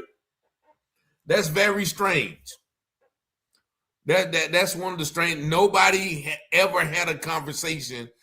I didn't know it was 3 boats. Yeah, it's 3 boats. It's 3 boats, and the other boats. Remember, because Warren said in the interview, "Oh, my buddy boat." He said 1 boat. I forgot which was. The Palm Beach was already gone. Like, he made it a point to say that was already gone. So maybe that would have been the boat if my brother was killed on that boat. Peace and blessings. You live on the air. Yes, peace and blessings to you, Mr. Taylor. I'm just calling to let you know we love what you're doing. We appreciate everything, and we're praying justice for Nolan and that baby down there in Mississippi. Thank you so much for watching. I appreciate you. We love you. We love you too. We love you. Thank you. Bye-bye. All right. So yeah, that it doesn't, it's 4 boats. They said I know somebody has came up with a blue boat with a tarp. I know what's the girl, Nerdy Pink Panther. A lot of people saying that she's breaking the case down as well. There's a lot of people doing some great work, just exposing the particular lies that don't make sense. Those aren't standard questions. They are speaking in code, and that's what a lot of people think about that CETO call as well. But yeah, so this whole thing is just, it's just full of lies, and we are basically kind of doing ourselves a hard work trying to figure out their lies, trying to make sense of their lies. Like I tell people now, we don't even know if Nolan got on the boat that morning to go to Horn Islands. For all we know, he could have been dead the night before. The way that they're lying, we don't even know, right? Nobody saw him together with anybody the whole trip. And then what they say? Yeah, he had his phone. He had his phone and called his mother. He called his mother and said, yeah, have you heard from Nolan? He's sitting there with his phone and his keys. And don't tell him that he got to be. There's no telling what happened to him, honestly. Peace and blessings. You live. Yo, Rich, what's up, man? What's happening? Ain't nothing, man. It's your boy Cheese calling from Philly, man. What's up, Cheese? Ain't nothing, man. Off the top, man, I want to shoot you your props, man, for doing what you do, man. Thank you. But I'm calling up about that Nolan Wells joint, man. It's the main thing that's like killing me, man. Like, if it was vice versa, you switched the whole situation around, white boy, a bunch of, brothers, whatever, we would be locked up, having to prove our innocence, from behind the bars. And the fact that none of them are locked up, man, like, it's just crazy, man. You know what I'm saying? And that's what need to be pushed for. I'm glad you played the Umar John the interview, because everybody's be trying, clown him and get on him about the situation about the school joint. He got that joint, situated after all these years. But the one thing can't nobody never question is the bull his psychologist skills and his professional skills in that department. Like, can't nobody question his qualifications there. Yeah. And like I said, I'm from Philly. You know what I mean? And I don't even agree with all the Pan-Africanism and all that stuff like that. I know we the Indians and all that stuff like that. You know what I mean? I know the truth. My pops always told me, man, he was old school. Yeah. You know what I mean? Born in 27. So I ain't gonna be long with it, man. But once again, that's what I just wanted to get into, man. Like and he right. We do need boots on the ground. And as far as I'm concerned, man, Ben Crump and Al Sharpton, man, they are puppets, man. Let me just say this real quick, man. I don't mean to blow your drain up. But I did see this one video that gave me a whole different perspective. And they was bringing in it might have been your job, man. They was bringing in a similar crowd, similarities between Trayvon Martin, John. His dad was in, Boulay and all that stuff like that, and Crump, and Crump was the modern day Al Sharpton and all that stuff like that. So like it's a lot of little underhanded stuff that be going on with this stuff too. Smoke screen and mirrors, get everybody looking this way while all this stuff going on. You know what I mean? Exit stage left type of stuff back on the cartoon mode back in the day. So I'm gonna let you go, man. Appreciate you letting me on, man. You be safe, man. And continue doing what you do, man. Good brother. We appreciate you, man. Love you, boy. I appreciate you. Love you too, man. Shout out to Philly too, man. I love Philly. I go to Philly every year, man. So I'll be up there one of these games when the Eagles play. I'll let you know. You already know, man. Let a brother know. Shoot on the channel, man. Be All right, safe, definitely. Man. Do what you do, man. Yeah. You, man. All right. All right, homie. Peace. All right. So yeah, and that's another thing too. Like when we're talking about the Al Sharpton, Ben Crump thing, like those are the only two people who have really got involved with this. And basically, Sharpton ain't really, he's not really mobile. He don't have the pull like he once did. So where is the other people? I know the Hebrew Israelites brothers went down there. And from what I understand, I just saw this today. Pastor Jamal Bryant is asking everybody to go down there at like St. John's Church on I think it's August the 19th, and they're going to have a day of prayer. But that doesn't really put pressure on the people of Ocean Springs in that area and Biloxi to, when they see us out there with the NFAC, the militia groups, like, hey, now we praying, but also listen, y'all gotta be, we not just gonna let y'all do this and play in our face. And so once again, like I said, I respect those, and celebrities don't care. I guess so too, because there should be more people involved in this situation. Everybody should be involved, but the thing about us is, once we make it, whatever that means, yeah, Jamal Bryant shaking my head too. Once we make it, we just think, okay, well, we're immune to this. We are immune to that. Yeah. And once again, and that's why, I kind of shake my head at everybody who gets involved. Where are the real people who are willing to stand up? Once again, I got to give a shout out to my brother, Markel Bridges. I know we going to be doing another tour of the Mississippi soon. And he's probably going to have all these places on his list. Peace and blessings. You live on the air. Hey man, what's going on? My husband, my wife called you the other day, and when I was getting out the shower. What's happening? I see you speaking on what's going on as far as like Pastor Brian trying to go to the church and bring the church down there. And it's all respect to those, the elderly or whatever, women that want to go and attend that. That's fine with me. Yeah. But what I'm saying is we have to go down there and say, kill us all. Do us all, drown all of us right now. It got to be enough niggas, because in my opinion, it's like this. Either we going to keep letting them do this to us, and there be no ramifications, just nothing. Every time it's just like we turn the other cheek. And that's what they taught us with their Bible. They taught us to read their Bible the way that they want us to interpret it, and then to be subject to them constantly. Exactly. I'm with you. So it's like they talk about Million Man March in D.C. What we marching in D.C. for? Let's put 1 million niggas in Mississippi. I'm with you. I'm definitely with you. I'm trying to put something together with that, because I just got home, but I just looked at me and her just started speaking briefly, and I see what you're talking about, and then she bringing me up to speed, because we watch this every day. So yeah. I don't see no point in marching in Washington D.C. Didn't let it happen in Washington D.C. Exactly. You're definitely right. Yeah. And I'm one of the, I did a whole lot of time in prison, federal prison, and I've been home and I done had a couple hiccups and so on and so forth, but I'm okay. I work every day, but what I'm looking at is us as a people. They trying to turn us. Yeah. I feel like they really trying to go at us, and I just can't. I'm ready whenever, however. But if we gonna march somewhere, let's march to Mississippi. The March in Mississippi. That's what we need to title that. The March in Mississippi. Let's go. I'm with you, man. Maybe we need to put something together. What y'all think? I'm thinking just how you thinking. I think yes. You got my vote on everything. All right, man. Appreciate you, man. We'll stay in touch. All right. Peace.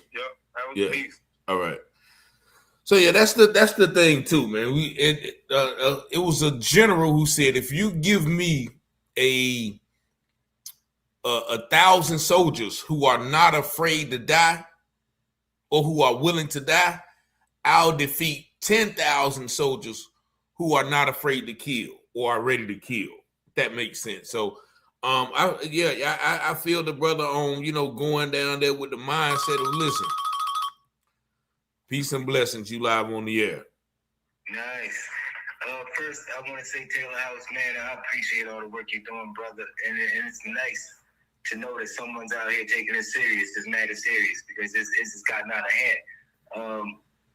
I want to say that it seems that lately America has been taken over. We took our eye off the ball. Our ancestors started the fight for getting freedom for Black people, and somehow we've gotten distracted with a lot of things, drugs and partying and stuff like that. And it seems that a lot of racists have taken over the government and police and basically the legal system itself. And at this point, that's why we're seeing Black people lose these cases. Carmelo Anthony getting 35 years for self-defense when Angela Nassily got shot in the face and the cop that killed her only got 20 years. Things like that. The reason why Child didn't get convicted for killing the kid that ran out of his store and did nothing.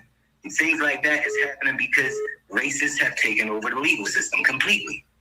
We're at a point now that the whole country is now a police state.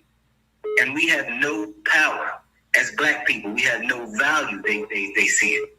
So it's definitely a point where, like Dr. Umar said, and it's nice to hear Dr. Umar, a man from up north in Philly, focusing on, what's really going on in the South. I lived here in the South until I was about 15, and I moved to Philly. So I experienced both.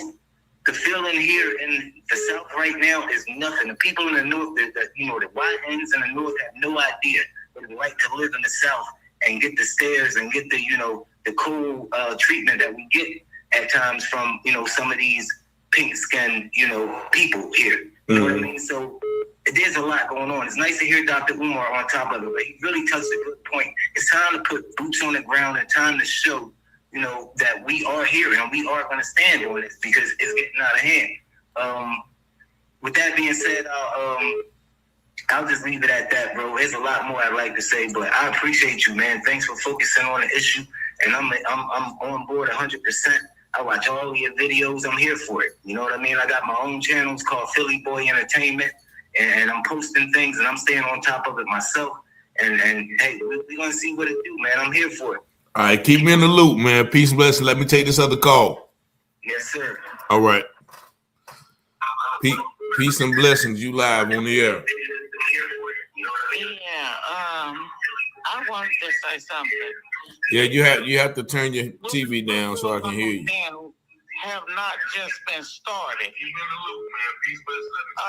You have to turn your TV down, sweetheart, so I can hear you. Okay. Oh. Turn the TV down. You have to turn your TV down so I can hear you. Oh my God.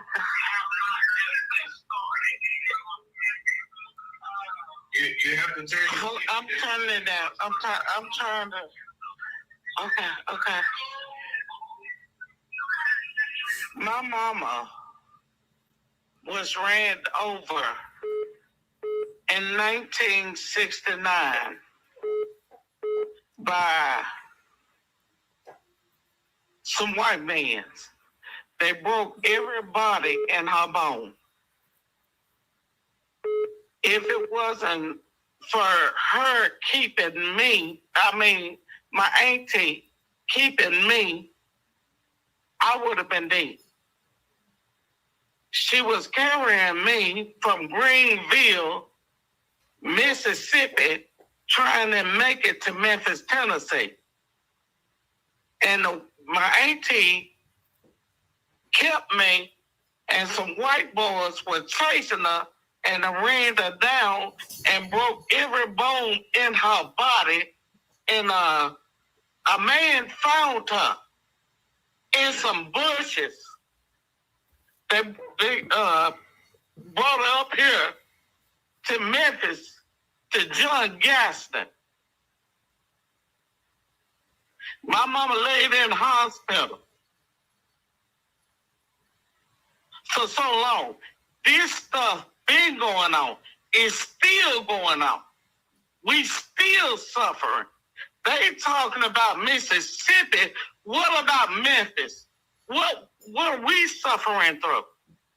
We still suffer. We still got pain. You know, it's still been going on. I mean, you know, it's still been pain.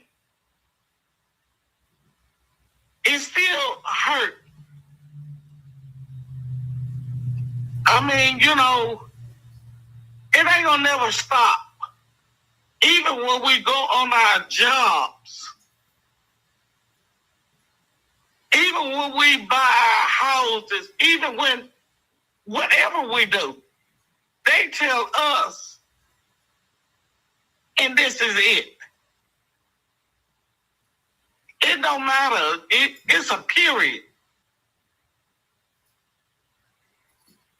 You know, when we do anything, no matter what, it's a period. I just went and bought some land.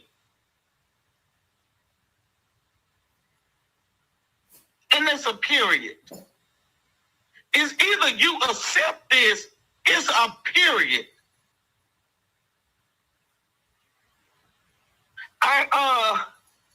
What is it, babe? Hold on, sweetheart. I do got to take this call. We got 3 minutes to call, but my condolences, and you know everything will, you know, just got to stick together. But let me take this call, all right, sweetheart. Thank you for calling. All right. Peace and blessings. You live. Hello. Okay. So it's not just Mississippi, it's Memphis, it's Goldsboro, North Carolina, it's South Carolina, it's everywhere. Peace and blessings. You live. Hello? Yeah, hello? Yeah, you live on the air. Hey, what's going on, Taylor House Publications? What's happening? Peace, appreciate you. Thanks for calling. Man, I've been checking this out ever since it broke. You know what I'm saying? Every day I look for your videos. Thank you. And I just want to say, you know what I think, man, really? I think they just, all this killing black folks and doing this and doing that, I think they just want them to react and take care of business like we supposed to do so they can annihilate us, man. That's that's something that's possible. I mean, but if they want to annihilate us, they don't have to do that. They can just annihilate us. You know what I'm saying? But I understand that, but you know how they is, man. Yeah. They need a reason to do something so they can be like, see, if they wouldn't have did this, we wouldn't have had to do that. But, yeah. I'm ready, man. Yeah. You know, that's all I want to say, man. I just feel bad for the, you know. One more thing, though. Let me say this. Yeah.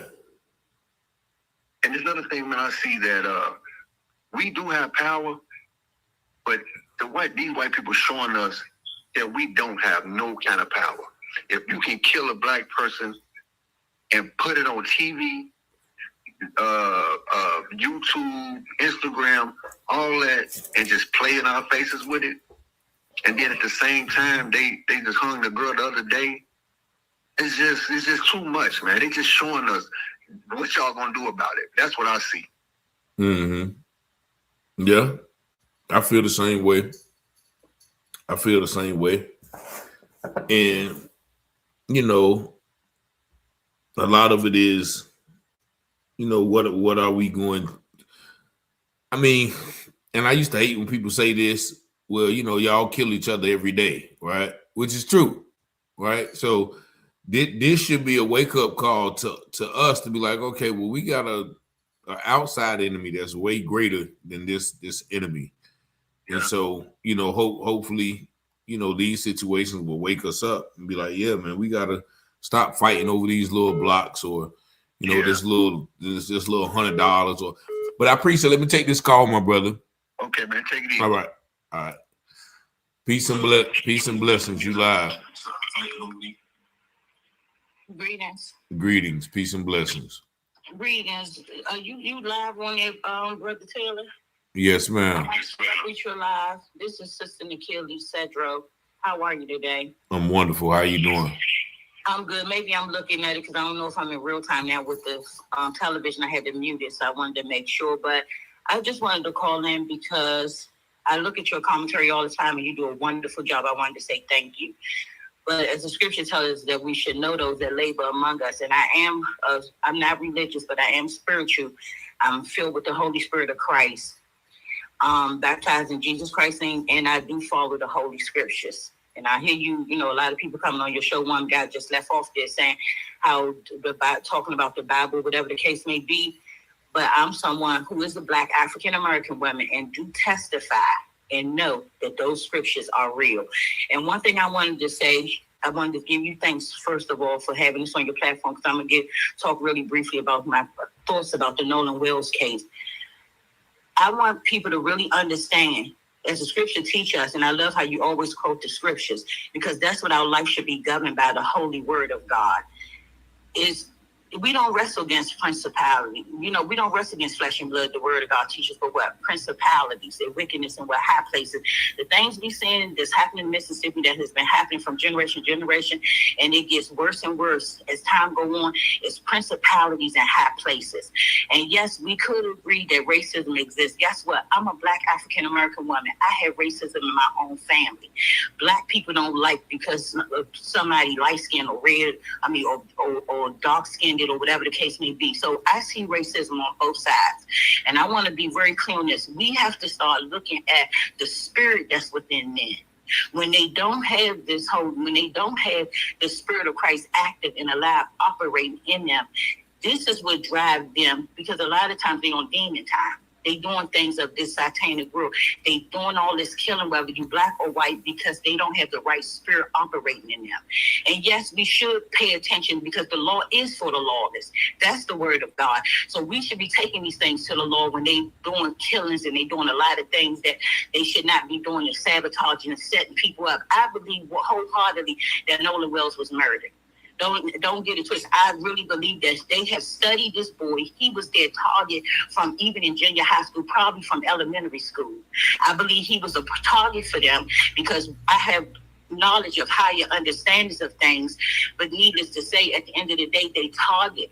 Like the scripture teaches us what? That the wicked sit and lie and wait for the righteous. They study us sometimes. And this is what I see happening in this case with Nolan Wells. They studied this boy, and they waited to the perfect day and the perfect opportunity to do him in. And I'm not going to hold you, because I know you got a lot of callers or whatever the case may be.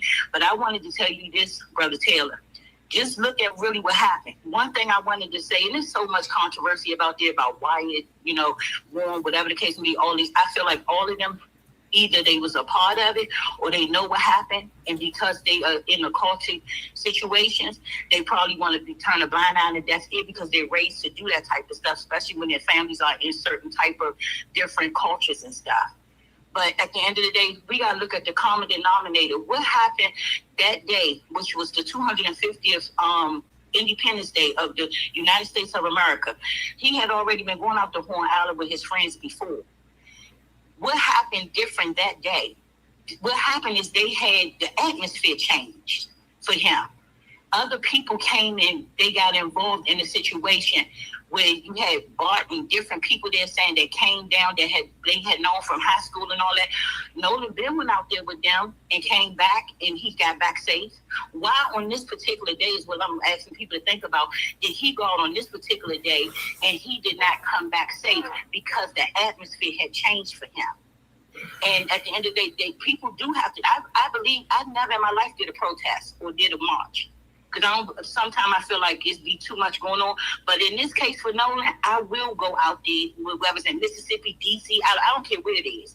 Because at the end of the day, I want to see change, because Mississippi has been doing this for many years. It has been so much happening in Mississippi. And for this particular case... Okay, so we got to take another call, sweetheart. But I thank you for your insight, okay?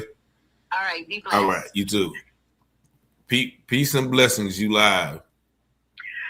Yes, I was calling to let you know when in Nolan Wells' case. Yes. The case is over. As soon as that guy lied to Nolan's mother, and when he called her, he gave himself away because he didn't know that she would know where the telephone was, and they was probably going to get rid of it. But God made a way out of nowhere. They didn't get rid of the phone in time. And so how can he call and ask, have you heard from Nolan? And he got the phone right there with him. And they didn't get rid of it in time and stuff like that. That's all they got to do. And then he said up there with that, whoever that man was, he was interviewing and saying, them different times, just setting up lines and stuff. But the end of the case, it's all about the telephone. How could you set up and say that, have you heard from Nolan when you know where he is? And what he was to do? Holler from over the sea and tell you that they took his phone? They had already killed him. You right. So I mean, it bothered me so much.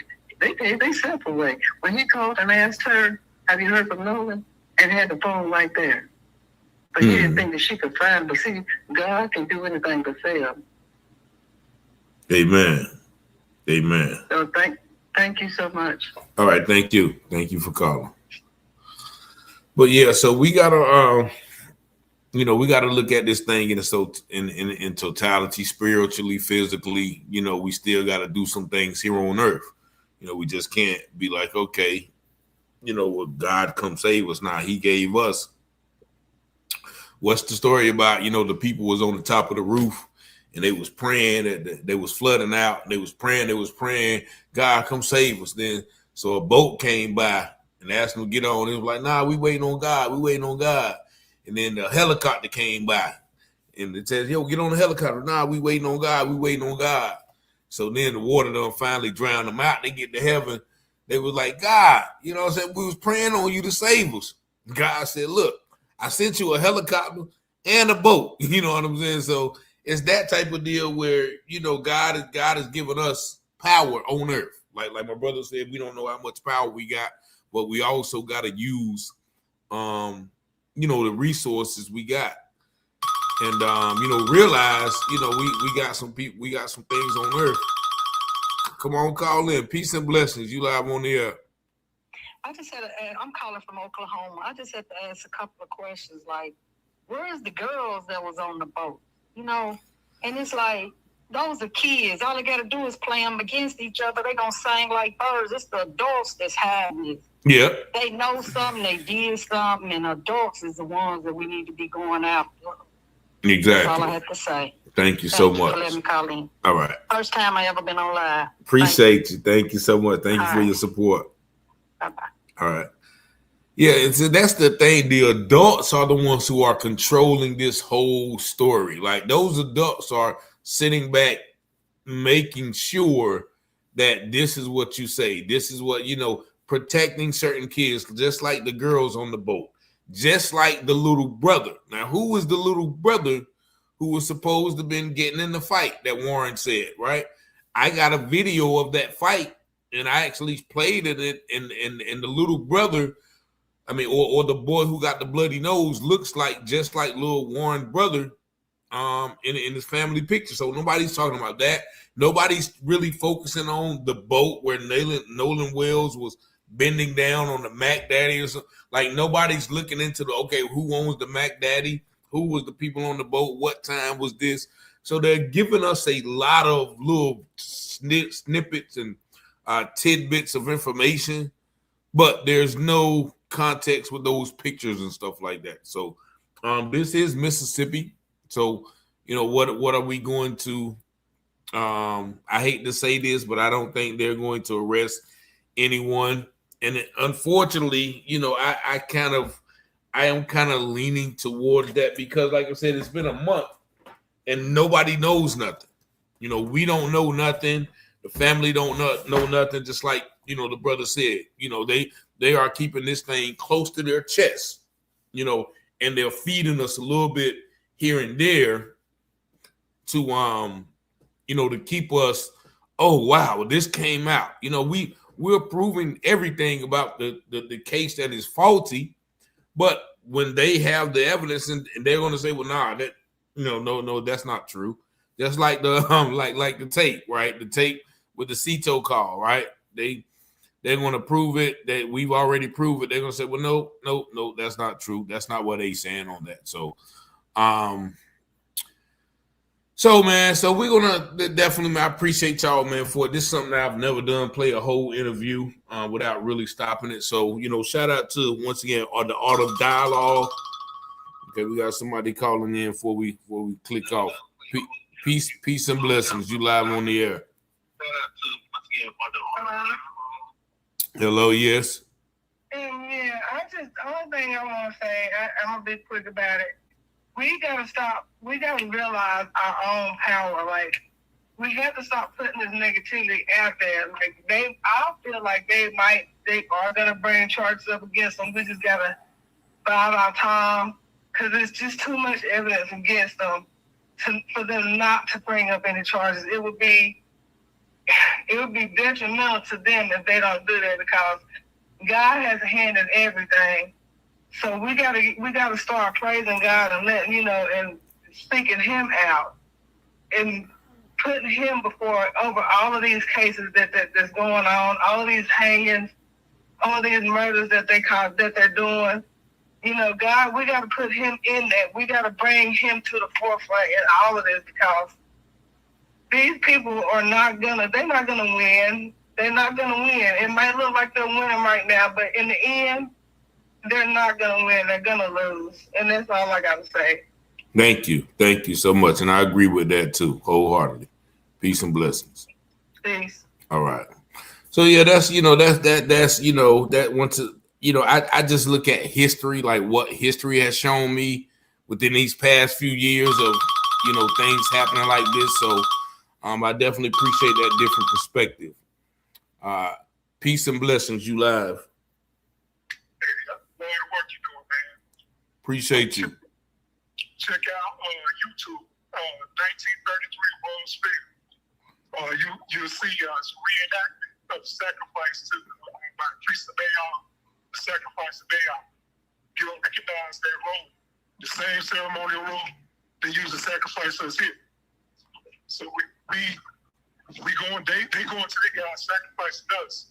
We going to the same God asking for forgiveness and retribution. So just do the research. Our God is in the Old Testament.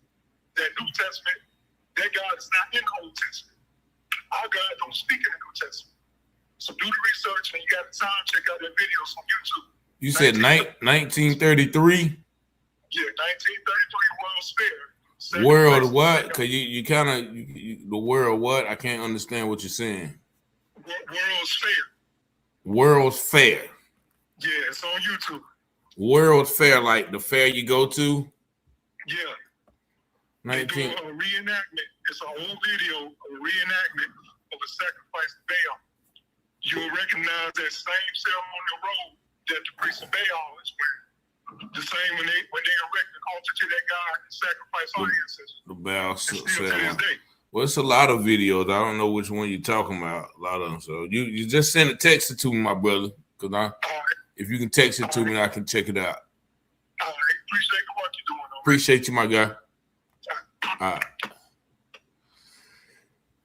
Yeah, that's you know, like my brother was saying, you know, and like the sister said, she know that the scriptures are real. I do too, but there is certain way that the scriptures were taught to us to kind of shape our mind. You know what I mean? So yeah, I'm not of the like somebody put in the comments. I'm not the sheep being led to the slaughter, or you know, I am one you know who stands up and fight or cry loud and spare not. You know, I am the one who you know called the evil prophets like Samuel did and slice them up. You know what I mean? I'm David who gonna kill Goliath. You know, I'm not the one who you can smack me and turn other cheek. Like those are the same Bibles, but like the brother said, you don't see that in the Old Testament. Oh, just let somebody beat you up, and you know, Old Testament like, nah, if God be for me, who can be against? Who's on the Lord's side? You know, Joshua stepped up like, who's over here? All right, we finna go get these enemies. You know what I'm saying? But it's only kind of the New Testament as well. Oh no, just let people, you know, spitefully use you, and you know, so that's a good point. Like I always mention the same too. Like in the Old Testament, there were Hebrew names. Everything was Yah. Jeremiah, Elijah, Nehemiah, you know, Hezekiah, Yah. But in the New Testament is Matthew, Mark, Luke, John. Like, how do they go from Hebrew names to English names? You know what I mean? But that's a whole nother lecture. But yeah, man, I do, man, because we gonna stay here all night. It's been 2 hours, man. It's been real good talking to everybody.